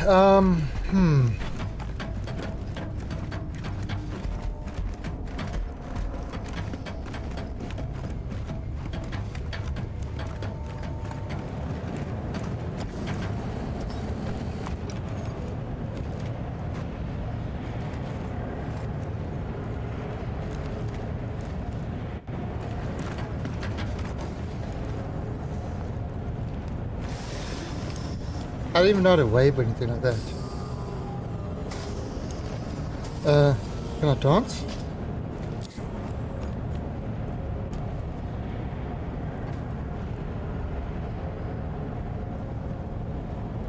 Huh. Alright, so... No, okay, so we... Oh, okay, so I have got that one back. Have I got anything? Oh, fuck!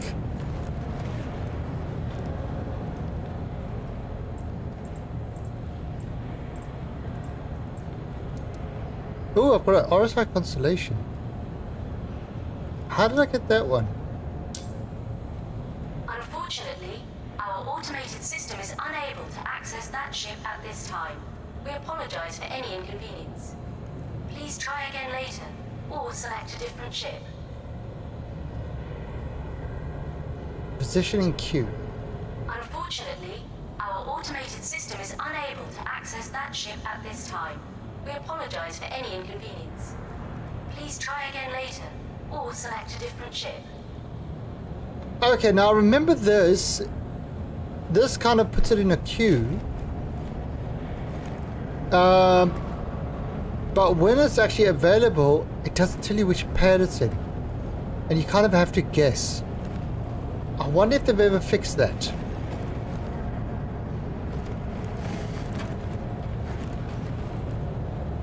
Did they ever fix that?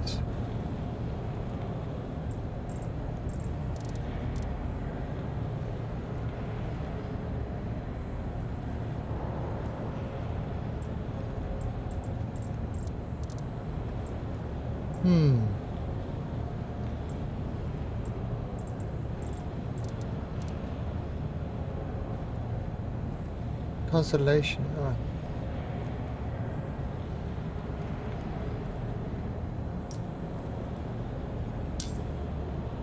Unfortunately, our automated system is unable to access that ship at